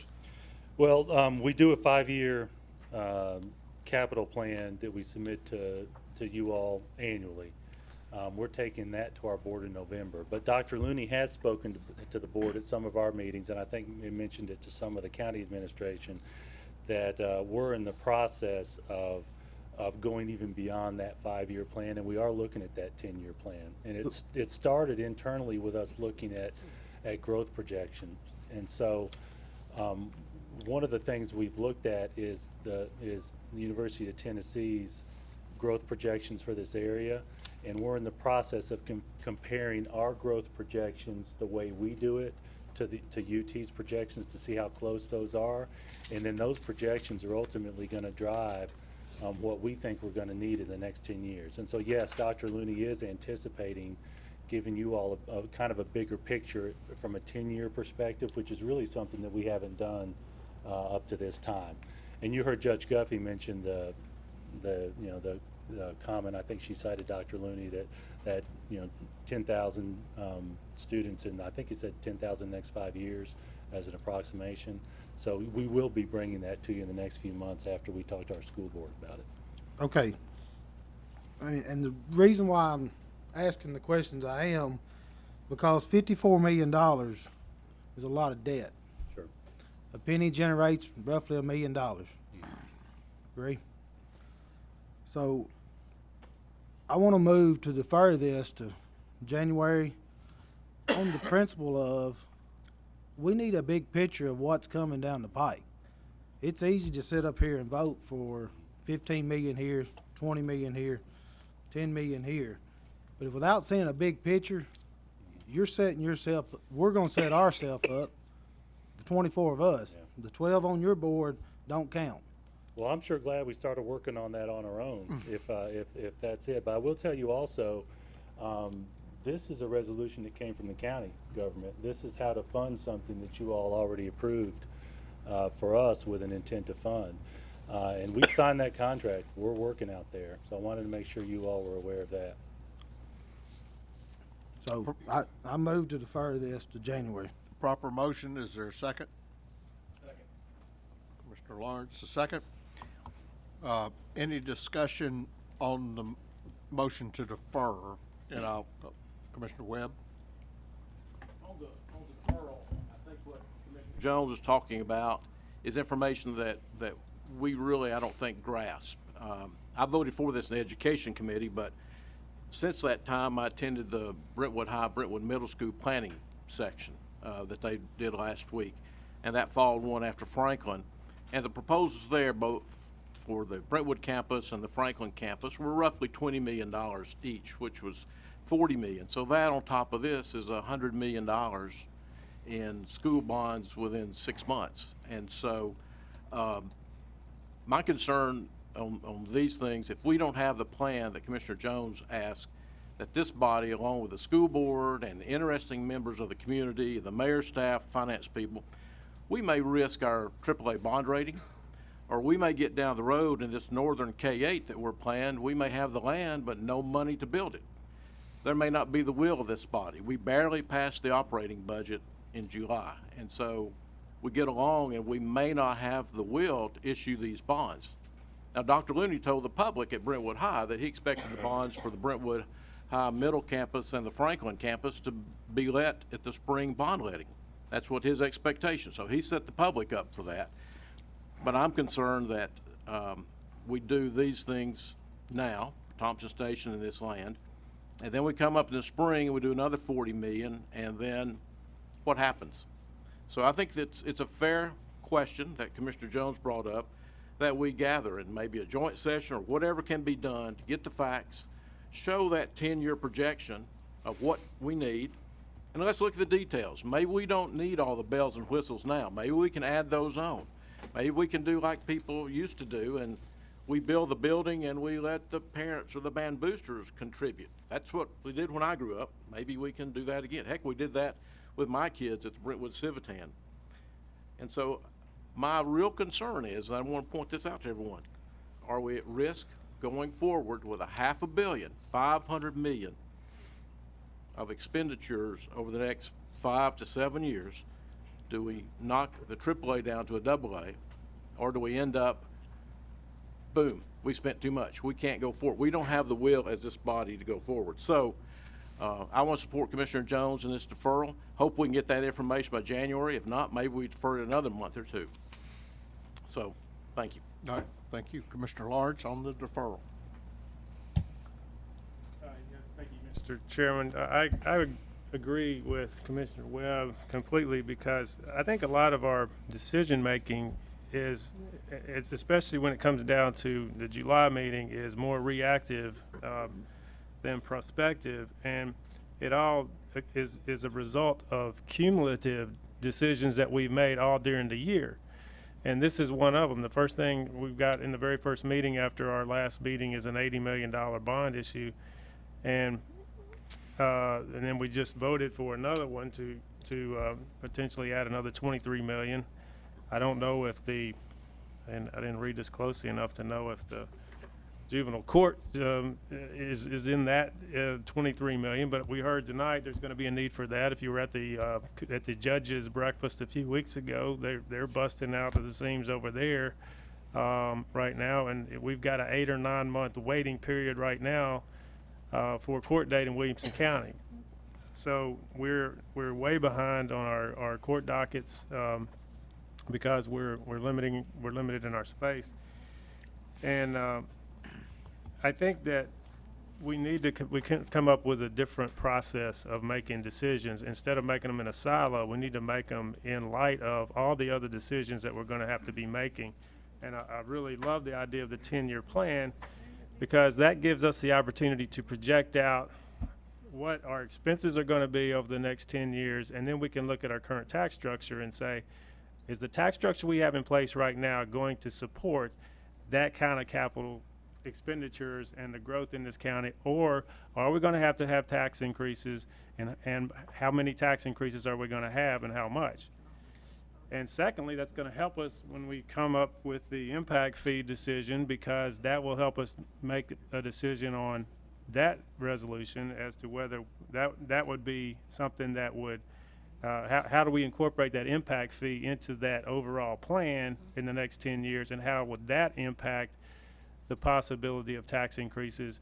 These are all things that we need to know, and if we make these decisions separate from each other, we're really, as someone has said, making them in silos. And so and then we're going to end up possibly, as Commissioner Webb said, in July, and we're going to have to be faced with the possibility of maybe another tax increase, or risking our AAA bond rating. So is that going to, we don't know these things right now, but because we don't know what else we're going to need to vote on in the next year, and that's what we need to know before we can make these decisions. Commissioner Sturgeon? I guess this is a question for Jason. It says that this is on the deferral. My question was not on the deferral. My question is on the original resolution. Well, we have to stay on the deferral. Okay. So I'll skip you, and if the Okay, deferral sorry. fails, we'll Sorry. be back. Well, Commissioner Kestner? Yes, thanks.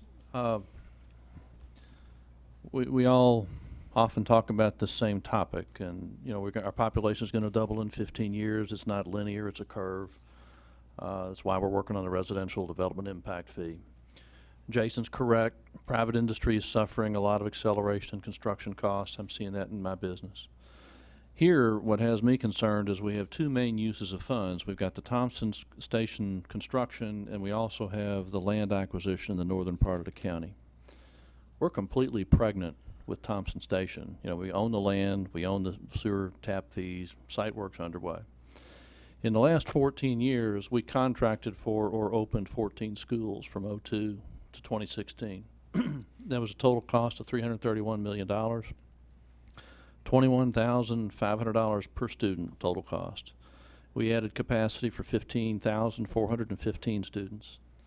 Our land cost was $23 million for all 14, or it averaged about $1,495 per student. Thompson Station School is 31% higher than this average of 21.5. That's a pretty stunning acceleration. As we look at this land acquisition, I keep getting frustrated in that I do not want the commission, I do not want the county to impair Jason's ability to negotiate land deals. I don't want to force Jason or the school education department to name their prices, or to name the locations, or to restrict their creativity in any way. Somehow, though, we've got to we've got to enable their agility, but not get driven down an option of one thing. And when I look at the price that we're talking about here for 15 million for a site, it feels like a narrow alleyway that we're being driven down. I don't like that. I don't know exactly how you negotiate, but I would think you would want to negotiate options, plural, then undertake your due diligence, and then after that, structure the financing. And hopefully the county can be agile enough with our timetable for bond issuances that we can accommodate that timetable. I worry that we're continually pushing the envelope of design, of always upping the standard of what a school looks like today. When I go to Nolensville, it's unbelievable. It's beautiful. It's wonderful. Love it. It's great. I wonder, okay, what are we going to do next? We're going to do even higher than that and higher than that, beyond. So here we've got a resolution that combines the uses of funds, two uses. We've got 38 million for Thompson Station. We got 15 million for the land acquisition. Clearly, I think we need to somehow defer the 15 million for land acquisition. If there's some major reason as to why we need to issue all those bonds together, the whole 54, then I would wonder, is there a way to combine the uses, both of those uses into a single bond issue, but somehow retain a right of approval for the specific site and its appurtenant cost? I'm not offended by the 38 million that we're already pregnant with. If we were going to get offended about that, we should have been offended, 6 months ago. I don't like the cost either. I am highly nervous about the land cost in the northern part of the county, and so I don't want to not approve the 38 million, but I don't want to approve the 15 million. So I'm left in a quandary. If we defer this total issue, I think we may cause problems with the contractor in Thompson Station. So can we defer can we separate the two? Can we defer the land acquisition, given that we are pregnant with Thompson Station, we are under construction, and can we defer the North County portion? That's a question for Mr. Mosley, I believe. The current motion that you have is obviously for deferral of everything until January. So until that motion would be voted up or down, partitioning it out is not. Can I amend that motion to suggest that we partition that into 38 and 15? It's 39,400,000. I don't know why we could not. We could have two amendments. Well, you could amend. Well, the problem is you do not have a partitioned main motion now, and the motion that is currently on the floor is for deferral. So I don't know how you can partition the main motion within the motion. I can amend the motion, I think, to say let's defer the land portion and not defer the school construction portion. I have no doubt that if the main motion is on the floor, you can amend that main motion to only bond the 39 million, whatever that is, which would leave out the 15 million at this point. I don't think that's a problem. The problem I'm having is procedurally how you get there with a motion that takes precedence over a motion to petition or a motion to sequence the funding, which would what those motions would be, and according to Robert's rules, the motion to defer takes precedence. Now, to amend the motion to defer a portion, which is what you're proposing. Asking for, that's right. That's why you're here, Jeff. I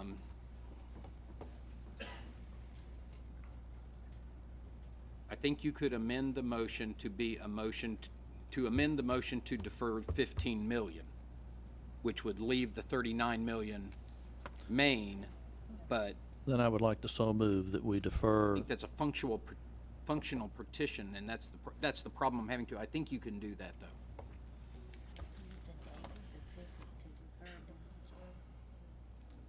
Mr. Chairman, it's not often you get to come up behind an attorney and help him out. I would appreciate it. Help is subjective in this case. Yeah. So the way you can do this, and he makes a good point about the intent to fund, but before I make a solution for this, you could go back to the main moker, have him to pull it, and then divide the question is what you're trying to do, is to get to the point you're trying to. My question, I'm sitting back there, and I guess Sam or Jeff would be, the other Jeff in the back would be the one I need to ask this to rather than you. I've always been under the assumption when we did an intent to fund that that's exactly what it was. You weren't married to that until this resolution came up. That at any time, this body of 24 could do exactly what they're doing tonight, and I'm sorry, that's all you can say. But now I'm being led to believe if you do an intent to fund, we've issued contracts, which means POs have been issued. So is it the intent to fund? I'm going to ask Jeff or Sam to come up here and help answer this question, or Mr. Mosley. You're pointing to him. Everybody's pointing to everybody. We've already talked about that one too, yeah. So is the intent to fund the instrument, or is it the resolution we have here? And then with that, I would say that if you go back, how he answers that is very important for you, and you probably do need to pull this resolution, take your motion back and then divide it out, because, can I use Commissioner Kestner's words, if we're indeed pregnant and we need to fulfill our obligation of this, I don't like that word, but if we indeed got POs out and we've got contracts to be, I think we're getting ourselves into a legal pickle. But my question is the intent to fund versus the resolution. Which is the binding instrument? In typical lawyer fashion, I'm going to say it depends. What the question is, no, the answer is that an intent to fund is not a contract. It is not a contract in the terms of material terms as to what the funding mechanism is, when it will be issued, those kind of things. Now, can the school board reasonably rely on an intent to fund to plan its process, its POs, its whatever it may be? Yes, it could reasonably rely on the action of this body to intend to fund something. It cannot, or should not, or it does it at its own risk if it plans a time frame before it has funding. Because that intent to fund does not say when it was passed in September that you're going to bond it in October. It is an intent to fund which, in the legal sense, it is my opinion, this county commission would be obligated to fund within this term of court, whenever that goes. So I don't think that it says it's going to be the next month or within the next 3 months. And I think the school board, to the degree that they have obligated themselves without a funding source, have done so at their own risk. Now, does that mean that the county commission should delay this? I'm not saying that that's the case, but I'm saying there is nothing in that intent to fund that obligates the county commission to pass this bond in this month. So with that in mind, I would answer your question by, I don't think it's our job to hang out. None of us are intending to hurt the schools, and I'm like Todd or Commissioner Kestner. I don't like what's happened out at Thompson Station. I don't buy that it's 25 or what did you say, 30 some odd percent? 31%, yeah. 31%. There's something element there that I don't understand. But we've made obligations, and we need to fulfill those. So, but you can get to the other principle by taking yours out and dividing it, I would think. Thank you, Jim. You want to withdraw yours? I will withdraw my deferral. If we are. Who was going the second on that? Mr. Lawrence, you withdraw yours second? Okay, motion to defer has been withdrawn. And if I may, and I'll let Todd second it if it's all right with him, I still would like to defer separate these out and defer the $15 million in. Second. Is that, and that's That's what you had what I'm in mind, looking Todd? for, yes. So we would bifurcate this resolution into 38 million and 15, and we would defer the 15 to a future date, but proceed with the 38. Do we need to put a date in there, Jeff? At this point, the first motion would be a motion to petition, basically into two different resolutions. So we'd be I was trying to combine those into one, but if well, you'd have to petition in order to defer one. that's what I meant by bifurcate. Yes, and I understand that, but under Robert's rules, the motion is a motion to petition. So having done that, then you would have to vote to defer the 15, and then you would have to vote to go forward with the 39.4. Can I do that in one motion, or do we need two? I think the first motion would be to petition. You're telling me two. Okay, so I move that we petition the 38 and the, whatever But it you, is, you 15. couldn't just amend the 15 out of the resolution and vote it that way? I'm gonna do it however Jeff wants us to. Well, you could certainly amend the amount of this resolution down to 39.4, I think would be the number. 38.4. And having said that, that's the parliamentary procedure. The only thing I'm going to look at the back of the room for is how that might impact on the bond procedure. Does that impact on the bond procedure, Jeff Oldham?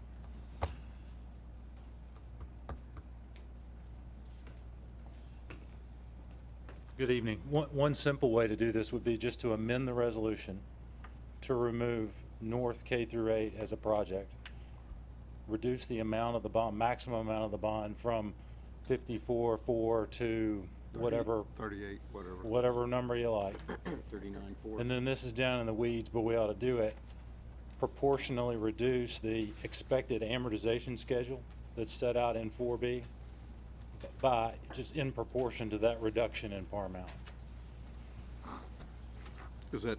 And actually, if you would like, it's, that particular amendment's typed up here. Oh, okay. Somebody would want Oh, yeah. Give it to one of the makers. Yeah, and to me, I give it to Dwight. Oh,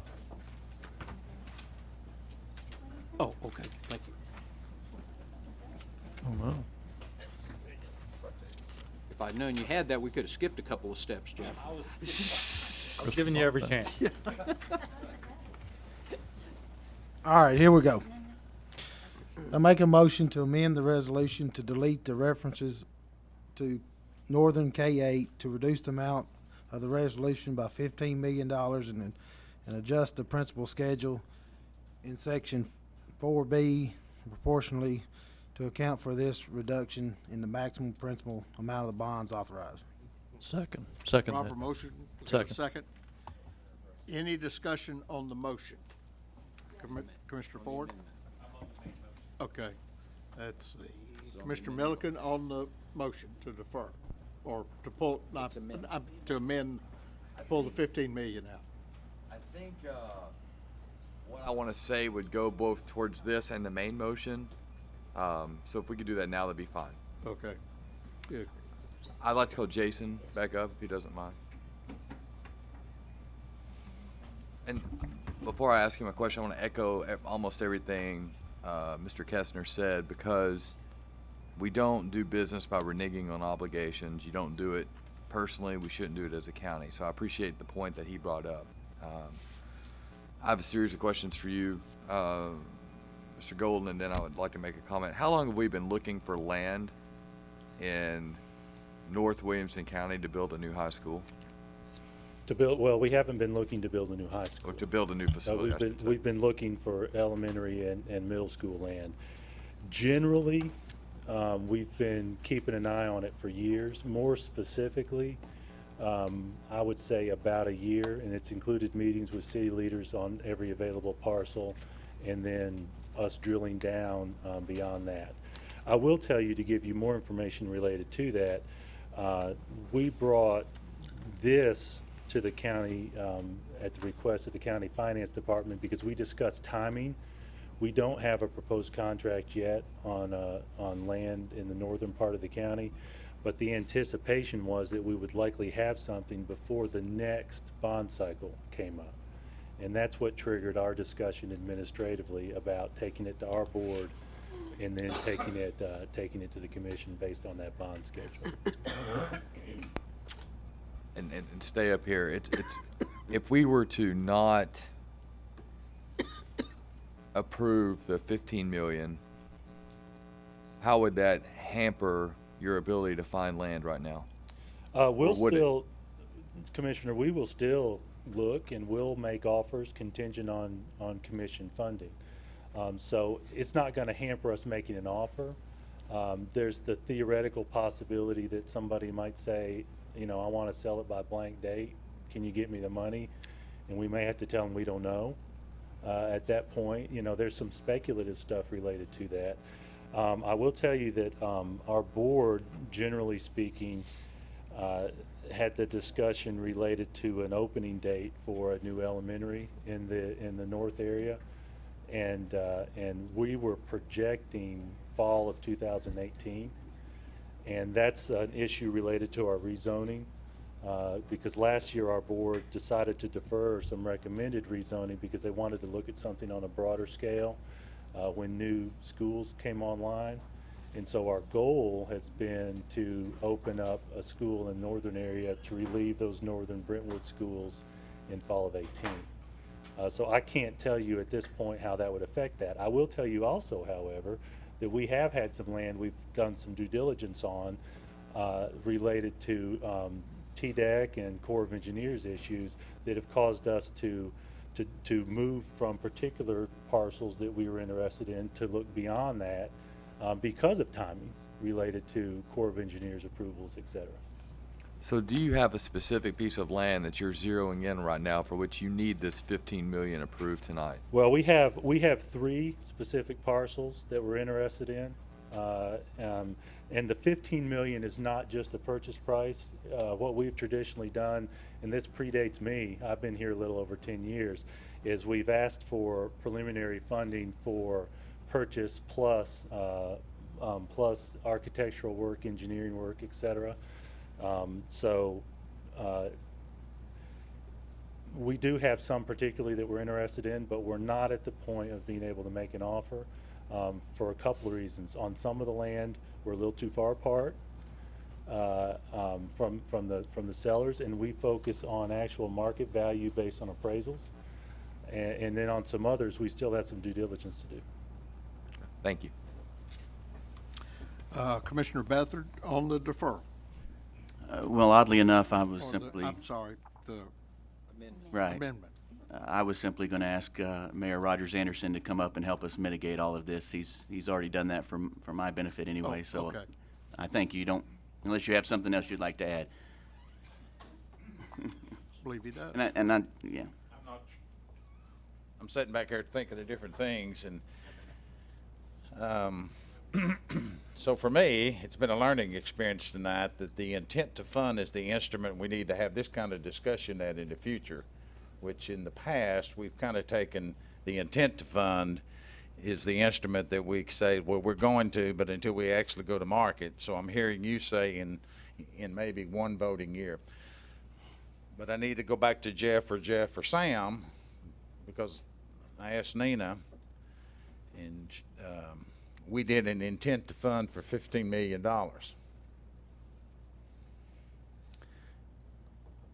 So if that is true, what you're saying, that would still be applicable at some future time between now and budget year.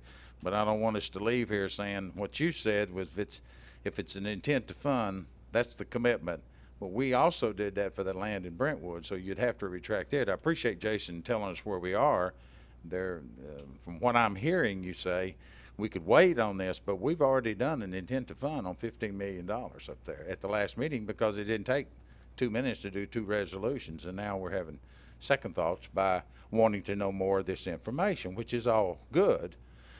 But I just want to remind, we've done a $15 million intent to fund, and you could come back in, it seems to me, after this, prior to, get this 10-year, 40,000-foot snapshot that the schools and all of us are going to get together. It seems you've already committed to that anyway at some future date. But let the schools know, don't go out there and buy it yet. Well, Does that make sense? If I may, Chairman. I mean, you can take action right now. You don't need a resolution. This county body at any time can make a motion off the floor. It's a pretty powerful body you all have. But I don't want us to leave here thinking we've talked about the intent. We've already done an intent to fund for $15 million. So you could retract it because everybody voted for it. You could, reconsider it. It's just how you want to handle it. And Jeff, I want to be sure before we get out of here, we handle this correctly. The 15 million, I would point out, is a little different than the Thompson Station money as well. The 15 million was a not to exceed amount. Correct. And it is expected that they will come back with details as to land purchase, site development and stuff. So your funding of that project is a not to exceed number. Could that number be changed by reconsideration of that at some point? Until such time as you have a contract and somebody has obligated themselves based on your representation of that funding mechanism, I think that you would have the ability to do that. If the case in the Thompson Station is what we are being told is there are existing contracts, can those people reasonably rely on an intent to fund to a certain level that you've already passed? And I think the answer to that is yes, that those individual contractors can. So to me, there is some difference as to, I won't say the binding nature, but the degree to which you have obligated when you've given a ballpark not to exceed number versus this is a project we are funding and the only thing that's left after the intent to fund is how we are going to fund it and when we are going to fund it.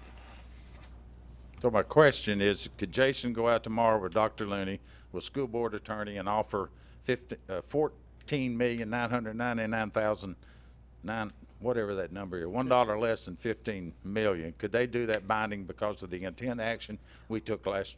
It would still, I'd have to research that one more closely. I think that given the questions that have been raised, the question would become, could that buyer reasonably rely on the intent to fund? Well, That's going to be fairly fact specific. And plus you also have in there that intent to fund includes site development and architectural work. So you've got specifics there that are going to be very fact. So my question is, when you put this amendment on here, you need to be sure, because Jason, we don't have any, you've not made any offers to anybody. Oh, yes. Please don't tell me you made an offer. If I may, Mr. Chair and Commission, the way Mr. Mosley described that is exactly how we do business. When it comes to purchasing property, we always include in that contract contingent on funding. So rest assured that that's how we handle that. You could also have a termination for convenience even during the construction period if you choose to do that. I don't Well, know if you do we that. have some generalized terms, but Right. what we have now is a practical problem because we're almost done clearing the land. And so when it comes to the actual construction work, we also do exactly what Mr. Mosley said, which is rely on the commission for the funding as well. Right, I think that's great. I think you're doing your contracts the way I would want you to. I do have a question for Mr. Mosley, though, that the mayor will be interested in, and that is that if, in fact, the intent to fund, answers all the questions, then I don't even know why we do these follow-on resolutions. Well, this is actually a bonding resolution. So the My intent to fund. point's the same, though. I mean, I get it, but. Well, but the intent to fund says that it can be through capital notes, it can be through bonds. You have not set the funding mechanism in your intent to fund. Now, if you want to draw both of those so that you have limited and specified You have a the one option, mechanism in one resolution, could you do that? I think you probably could, as long as you meet the statutory requirements for the bond procedure, which is not my area of expertise. But in this case, you've said, we're going to do it up to this amount, and in the future, we're going to determine how we do that. And in fact, we specify that you can do a capital outlay note for a period of time in anticipation of bonding it later. I was going to get to that question. So even if we didn't have a bond issue, or we weren't on the bond cycle, to use that term again, we could still do an anticipation note and still be able to take down a piece of property, correct? Yes, you specifically include that in your intent to fund resolution. And at some point, I think it was mentioned that we fund land cost and architectural. The land cost averages like about $1,500, and the architectural per student's about $700. So it's not some huge number. The bulk of the value of land in A&E, its preponderance, 4/5 of it is the land, 1/5 of it is A&E. So where are we? We have this. Yeah. Yeah, I agree. Sorry. No, you're right. You're exactly right. Commissioner Little. Well, my question, I think, has been answered. It was to the school system and to Leslie, is this going to delay anything? And I think those have been answered, so. All right, let's see, Commissioner Matt Williams? No, I'm sorry, Commissioner Steve Smith. No, sir, that horse is already dead. Commissioner Williams? Jason, if you can come back to the podium. You answered this, just a portion of it earlier, but so far down in Thompson Station, all we've done up to this point is actually clear the land. That's correct. So roughly, not holding you to it, how much do we owe for that work so far? Ooh, boy, Leslie might be able to answer that question. I can't remember. It's in my mind in the aggregate, so I can't answer that. It's question. $1,150,000 for all site work. Okay. All right, so $1,150,000. So this kind of comes back around to the deferment question here too. Let's not forget that our good friends to the south are hosting a vote tomorrow about a land annexation that this body was fairly uniform in speaking against. You know, we just, depending on the outcomes of that vote, we just might need to shift priorities to some other locations. So if you want to make a statement one way or the other, Okay. we might want to adjust the amounts that we're preferring to defer to maybe after that vote occurs. Yeah, I appreciate you inviting me to make a statement, Commissioner. We went through months and months of studying and trying to find the best possible land for this school. And the reality is we build where the people are. And we built, we chose, well, we haven't built yet, obviously, but we chose that land because that's where the people are. That's the absolute best location. Now, I will tell you, we didn't like it administratively because of the issues related to Thompson Station. We were originally told that their sewer didn't have capacity to serve that school. And I will tell you, as an attorney, my reaction was, well, what do you expect when you build a lot of residential? You're going to get schools here in Williamson County.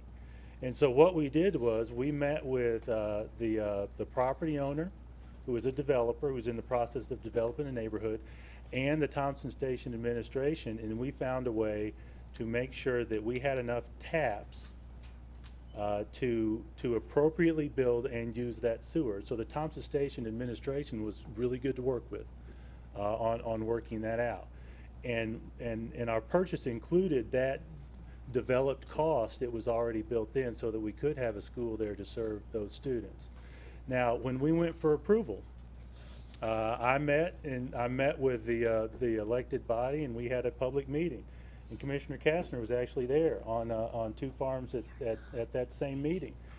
And they were asking us to make changes to our plan, and we walked through it and said, we won't do that because it doesn't make economic sense for us. We will do that because it's appropriate. And we walked through every item that they wanted us to do as they would ask a typical developer to do.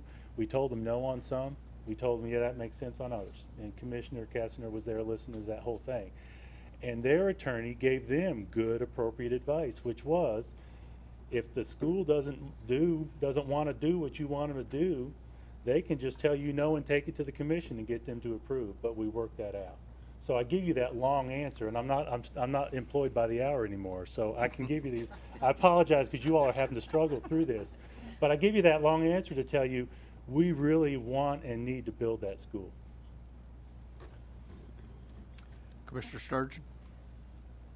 Yeah, I agree with Commissioner Jones that we need more information, and I'm definitely for splitting the $15 million from the cost of finishing Thompson Station, because I believe I voted for the $15 million intent to fund, but it never really felt good to me because in the committee meetings we were told that the schools had signed a confidentiality agreement with the potential seller of the land. And I remember having a resolution for due diligence, documentation of due diligence, which we've never had on these resolutions because, or on the 15 million, because of a confidentiality agreement that the school signed. So I'm not even sure the school board members have gotten the information that would come from due diligence of purchasing the property in Brentwood because of the confidentiality agreement. And I have a real problem with that. I have a problem with us being asked to approve and fund something and it's so confidential we can't even find out the particulars on it.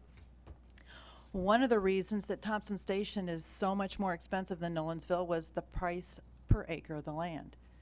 We paid, I'm real sure, over $90,000 an acre, and I'm pretty sure the estimation in Brentwood's going to be even higher than that.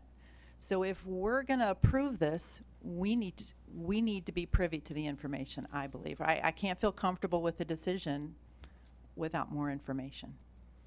Commissioner Bain? Yes, sir.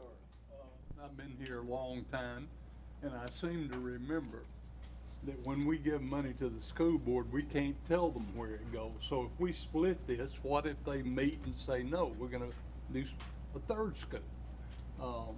What do we do? Am I right? They got a half-built school. Yeah, I thought I was. Yeah. Well, not in the bond. Well, there still has to be work for the capital project that I believe is identified in the bonds, but if they have left over, if they can use it for other things, those, you know, but they still have the primary project listed in the bond So if we do issue. split it, they have to The remain, use it on one or the other. no, they What, would- what if we split it and they decide to do Brentwood anyway?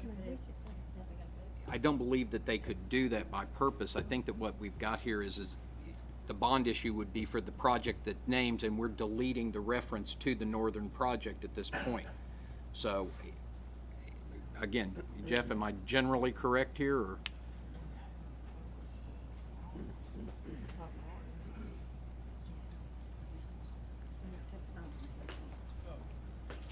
State law is pretty clear that once you borrow money for school purposes, the money has to be turned over to the school board, and they can spend it on generally whatever they want to spend it on. The way this works out 99 times out of 100 is everybody, you and the school board, appreciate that all future funding has to come through this board, and the school board, you guys collectively get on the same page about what that money is going to be spent on. So that's not a particularly effective answer, but it's the right answer. Yes, technically they could do whatever they want.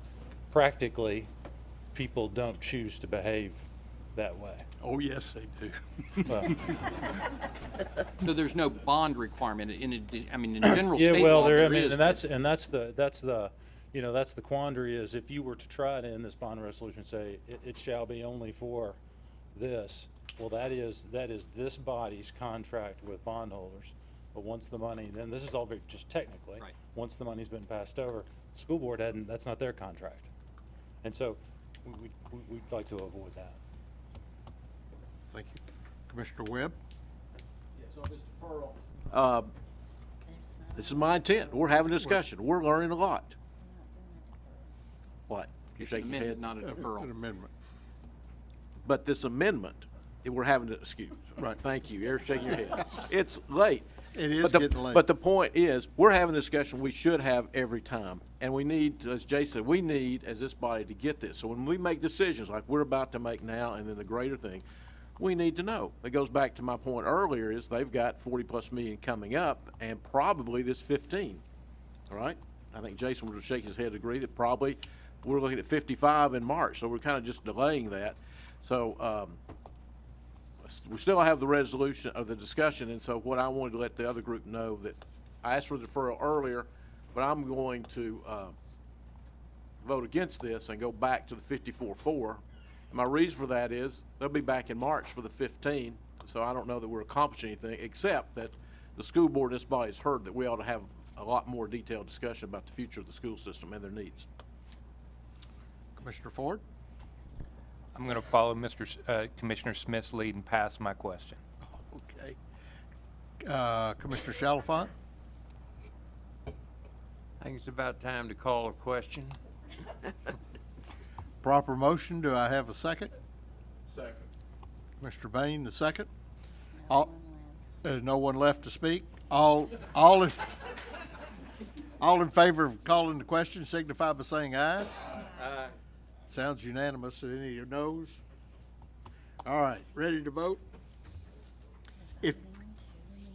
If you're in favor to amend to delete all references to Northern K-8 to reduce the amount of resolution by 15 million and to adjust the principal schedule proportionately. So if that makes sense, if you're in favor of this resolution to amend it, push your yes button and confirm. Opposed, your no button and confirm. Uh-oh.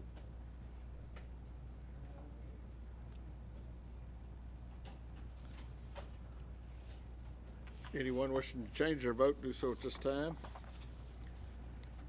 Record the vote, Ms. Anderson. 17 yes, 6 no.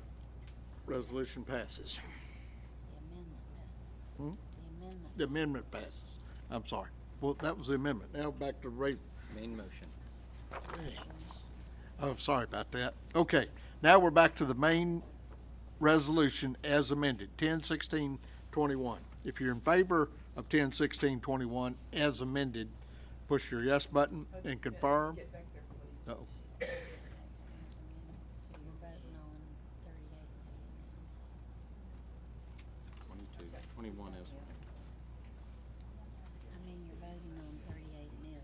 Okay. Is that what it is, the total? Right. We took 15 million out, right? Yeah, So it's 38. 39. There may be additional costs, I don't know, because you're also.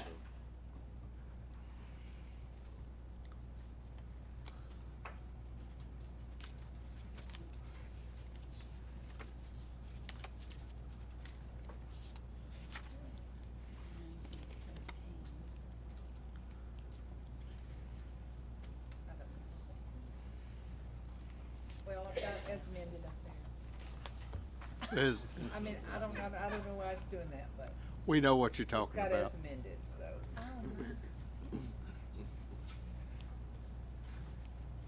So is that okay? It's got Yes. 10. Fine with me, yeah. It won't.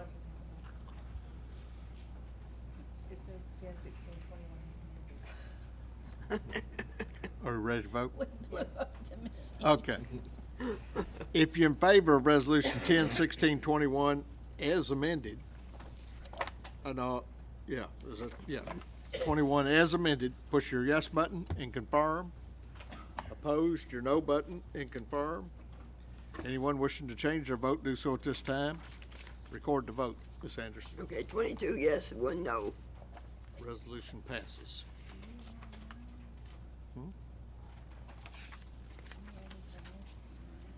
Yeah, 22, isn't it? We just did 21. That was 22, yeah, 21, yeah. Next, we got late file resolution 10-16-22. Resolution authorizing the issuance, sale, and payment of not to exceed $26 million of general obligation public improvement and school bonds of Williamson County, Tennessee, authorizing the issuance of general obligation bond anticipation notes and providing for the levy of taxes for the payment of debt service on the bonds in the notes. Commissioner Allsbrooks? Second. Commissioner Smith, the second. Education Committee? 0 against. All right, Budget Committee? 4-0 against. Explanation, Commissioner Allsbrooks. Yes, earlier in Resolution 10-16-19, that was the resolution for publication. This is the resolution actually issuing bond anticipation notes to fund the $26 million. All right. Any discussion? Commissioner Danner? Why don't the two amounts, why is one resolution for 23 and this one's for more? Three is Chairman, for schools. I'm happy to answer that. Okay. There's a $3 million for Fairview High School renovation because that's for a school. We do not have to publish it. The 23 is for not for schools, so legally that has to be published. So that's why there's the difference in $3 million. Thank you. Any further discussion? I see none. You ready to vote? If you're in favor of Resolution 10-16-22, push your yes button and confirm. Opposed, your no button and confirm. Tom?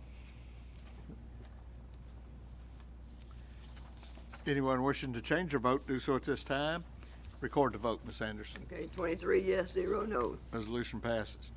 Resolution 10-16-23, resolution appropriating and amending the 2016-17 capital projects budget by $125,000 for the Academy Park Enrichment Center, revenues to come from J.L. Clay Center donations. Commissioner Jones? Move for approval.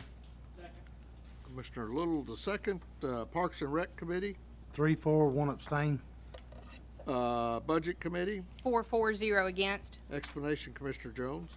Yes, this is a donation, one of a couple that we think we're getting from the JOL Clay Center. This money will be used on the courtyard or fountain type courtyard scheme thing Commissioner that they're Dan- requesting. Commissioner Danner? Thank you, Mr. Chairman. I think I mentioned this in committee, but it's interesting to hear Commissioner Jones say that we might receive other donations. I hope so. I feel like when you've got one senior center closing so that they can open up into the new senior academy park, I was hoping that this donation would be for programming, and to find out that it was for a fountain, to me, seems frivolous. And so I know we can't dictate what a donation is spent for, apparently, but I will vote for it because we can't change what it's allocated for, apparently. But I hope that the JL Clay Center would consider donating in the future to programming and not to things like a fountain. Commissioner Herbert? I just was gonna say I was gonna abstain because I'm on the board for JL Clay. Okay, thank you. Commissioner Milliken? I just want to fix a typo. I don't think this was filed last year. I think we just had a little, it looks like as entered, it's 9/27/15, probably needs to be 9/27/16 to preserve all holiness. Yeah. Oh, yeah, up at the top. Okay. Any further discussion?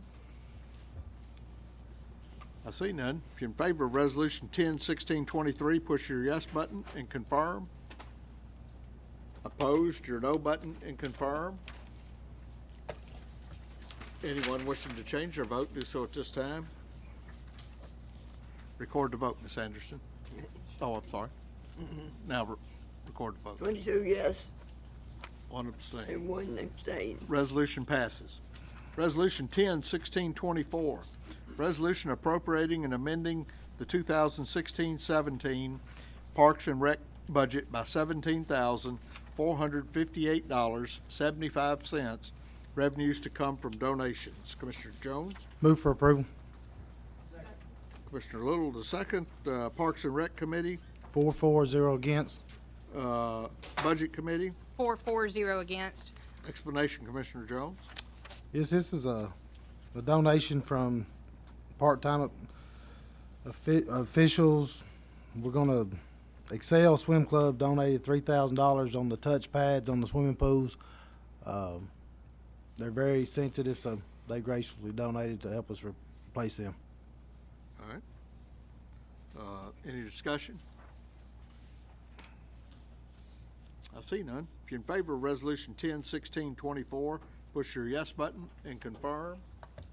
Opposed, your no button and confirm. Anyone wishing to change their vote, do so at this time. Luke, yours. Record the vote, Ms. Anderson. Okay, 23 yes, 0 no. Resolution passes. Resolution 10-16-4, resolution to request the Tennessee General Assembly to delete Section 2 of Chapter 373 of the Private Acts of 1937 concerning restriction on the tax levy for road purposes. Commissioner Herbert? Second. Who was my second? Dwight Jones, the second. Highway Commission, 4-1 against. Tax Study Committee, 3-4-0 against. Budget Committee, 440 against. explanation, Commissioner Herbert. This is to change the statute where we're required to do 5 cents, and now that the property is appraised so much higher, it's bringing in more money that's needed, so we won't be able to have the ability to lower that, and that will help with the budgeting. All right. Any discussion? Commissioner Sturgeon? Yeah, I see someone on the Highway Commission voted against it. Do you know what the objection was? Yeah, I do, Yeah. if I may. This particular highway commissioner was worried that the county commission would take more money than they need. Right now, it has to be 5 cents.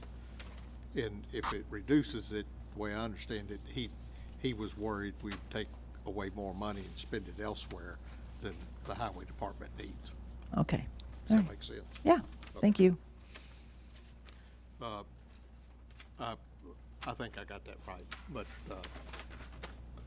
any other discussion? Nope. If you're in favor of Resolution 10-16-4, push your yes button and confirm. Opposed, your no button and confirm.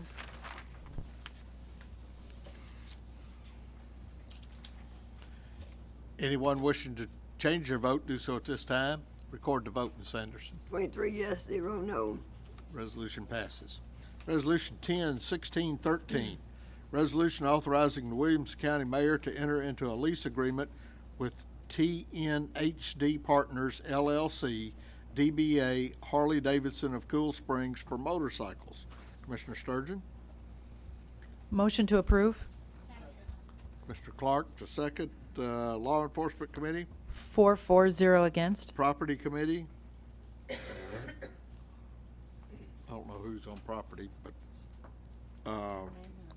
I think it was 4-4-0 against Okay. on this. Budget Committee? 4-4-0 against. Explanation, Commissioner Sturgeon. Yeah, Harley Davidson is allowing our sheriff's department to rent or lease 2 Harley Davidson motorcycles for $1 a year. And we're excited to have them. And we have to provide the insurance, and we have to provide for the equipment that is needed to outfit the motorcycles. All right. Any discussion? I see none. If you're in favor of Resolution 10-16-13, push your yes button and confirm. Opposed, your no button and confirm. Anyone wishing to change their vote, do so at this time. Record the vote, Ms. Anderson. 22 yes, 1 abstain. Resolution passes. Resolution 10-16-14, a resolution to lower the speed limit on residential roads located in Legends Ridge subdivision. Mr. Sturgeon? Motion to approve? Commissioner Little, the second. Highway Commission, 5-4-0 against. Explanation, Commissioner Sturgeon. Yeah, the residents of Legends Ridge asked me to put this resolution forth to lower their speed limit from 30 miles an hour to 25 miles an hour in their subdivision.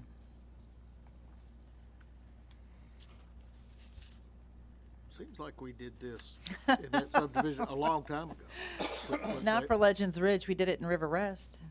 Yeah, but I mean, they had a child over there get killed, and I was thinking we did it then. No. Okay. Any discussion? I see none. If you're in favor of Resolution 10-16-14, push your yes button and confirm.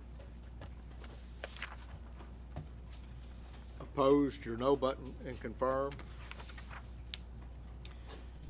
Anyone wishing to change their vote, do so at this time. Record the vote, Ms. Anderson. Resolution passes. 23 yes, 0 no. Late file Resolution 10-16-25, resolution authorizing the county mayor to execute a rental agreement with Rolling Hills Community Church for periodic use of their auditorium for dance theater performances. Commissioner Jones? Move for approval. Commissioner Hester, the second. Parks and Rec Committee? 3, 4, 1 against. Budget Committee? 4-4-0 against. Any discussion? I see none. If I may, I'd like to make a comment. I agree with your point, Commissioner Jones. This would be and the only reason why I'm supporting it is because they said they need a bigger venue, but I wouldn't support it if it wasn't for that. I think the schools are not doing everybody right sometimes. So that's my 2 cents. If you're in favor of Resolution 10-16-25, push your yes button and confirm. Opposed, your no button and confirm. Anyone wishing to change their vote, do so at this time. Record the vote, Ms. Anderson. 23 yes, 0 no. Resolution passes.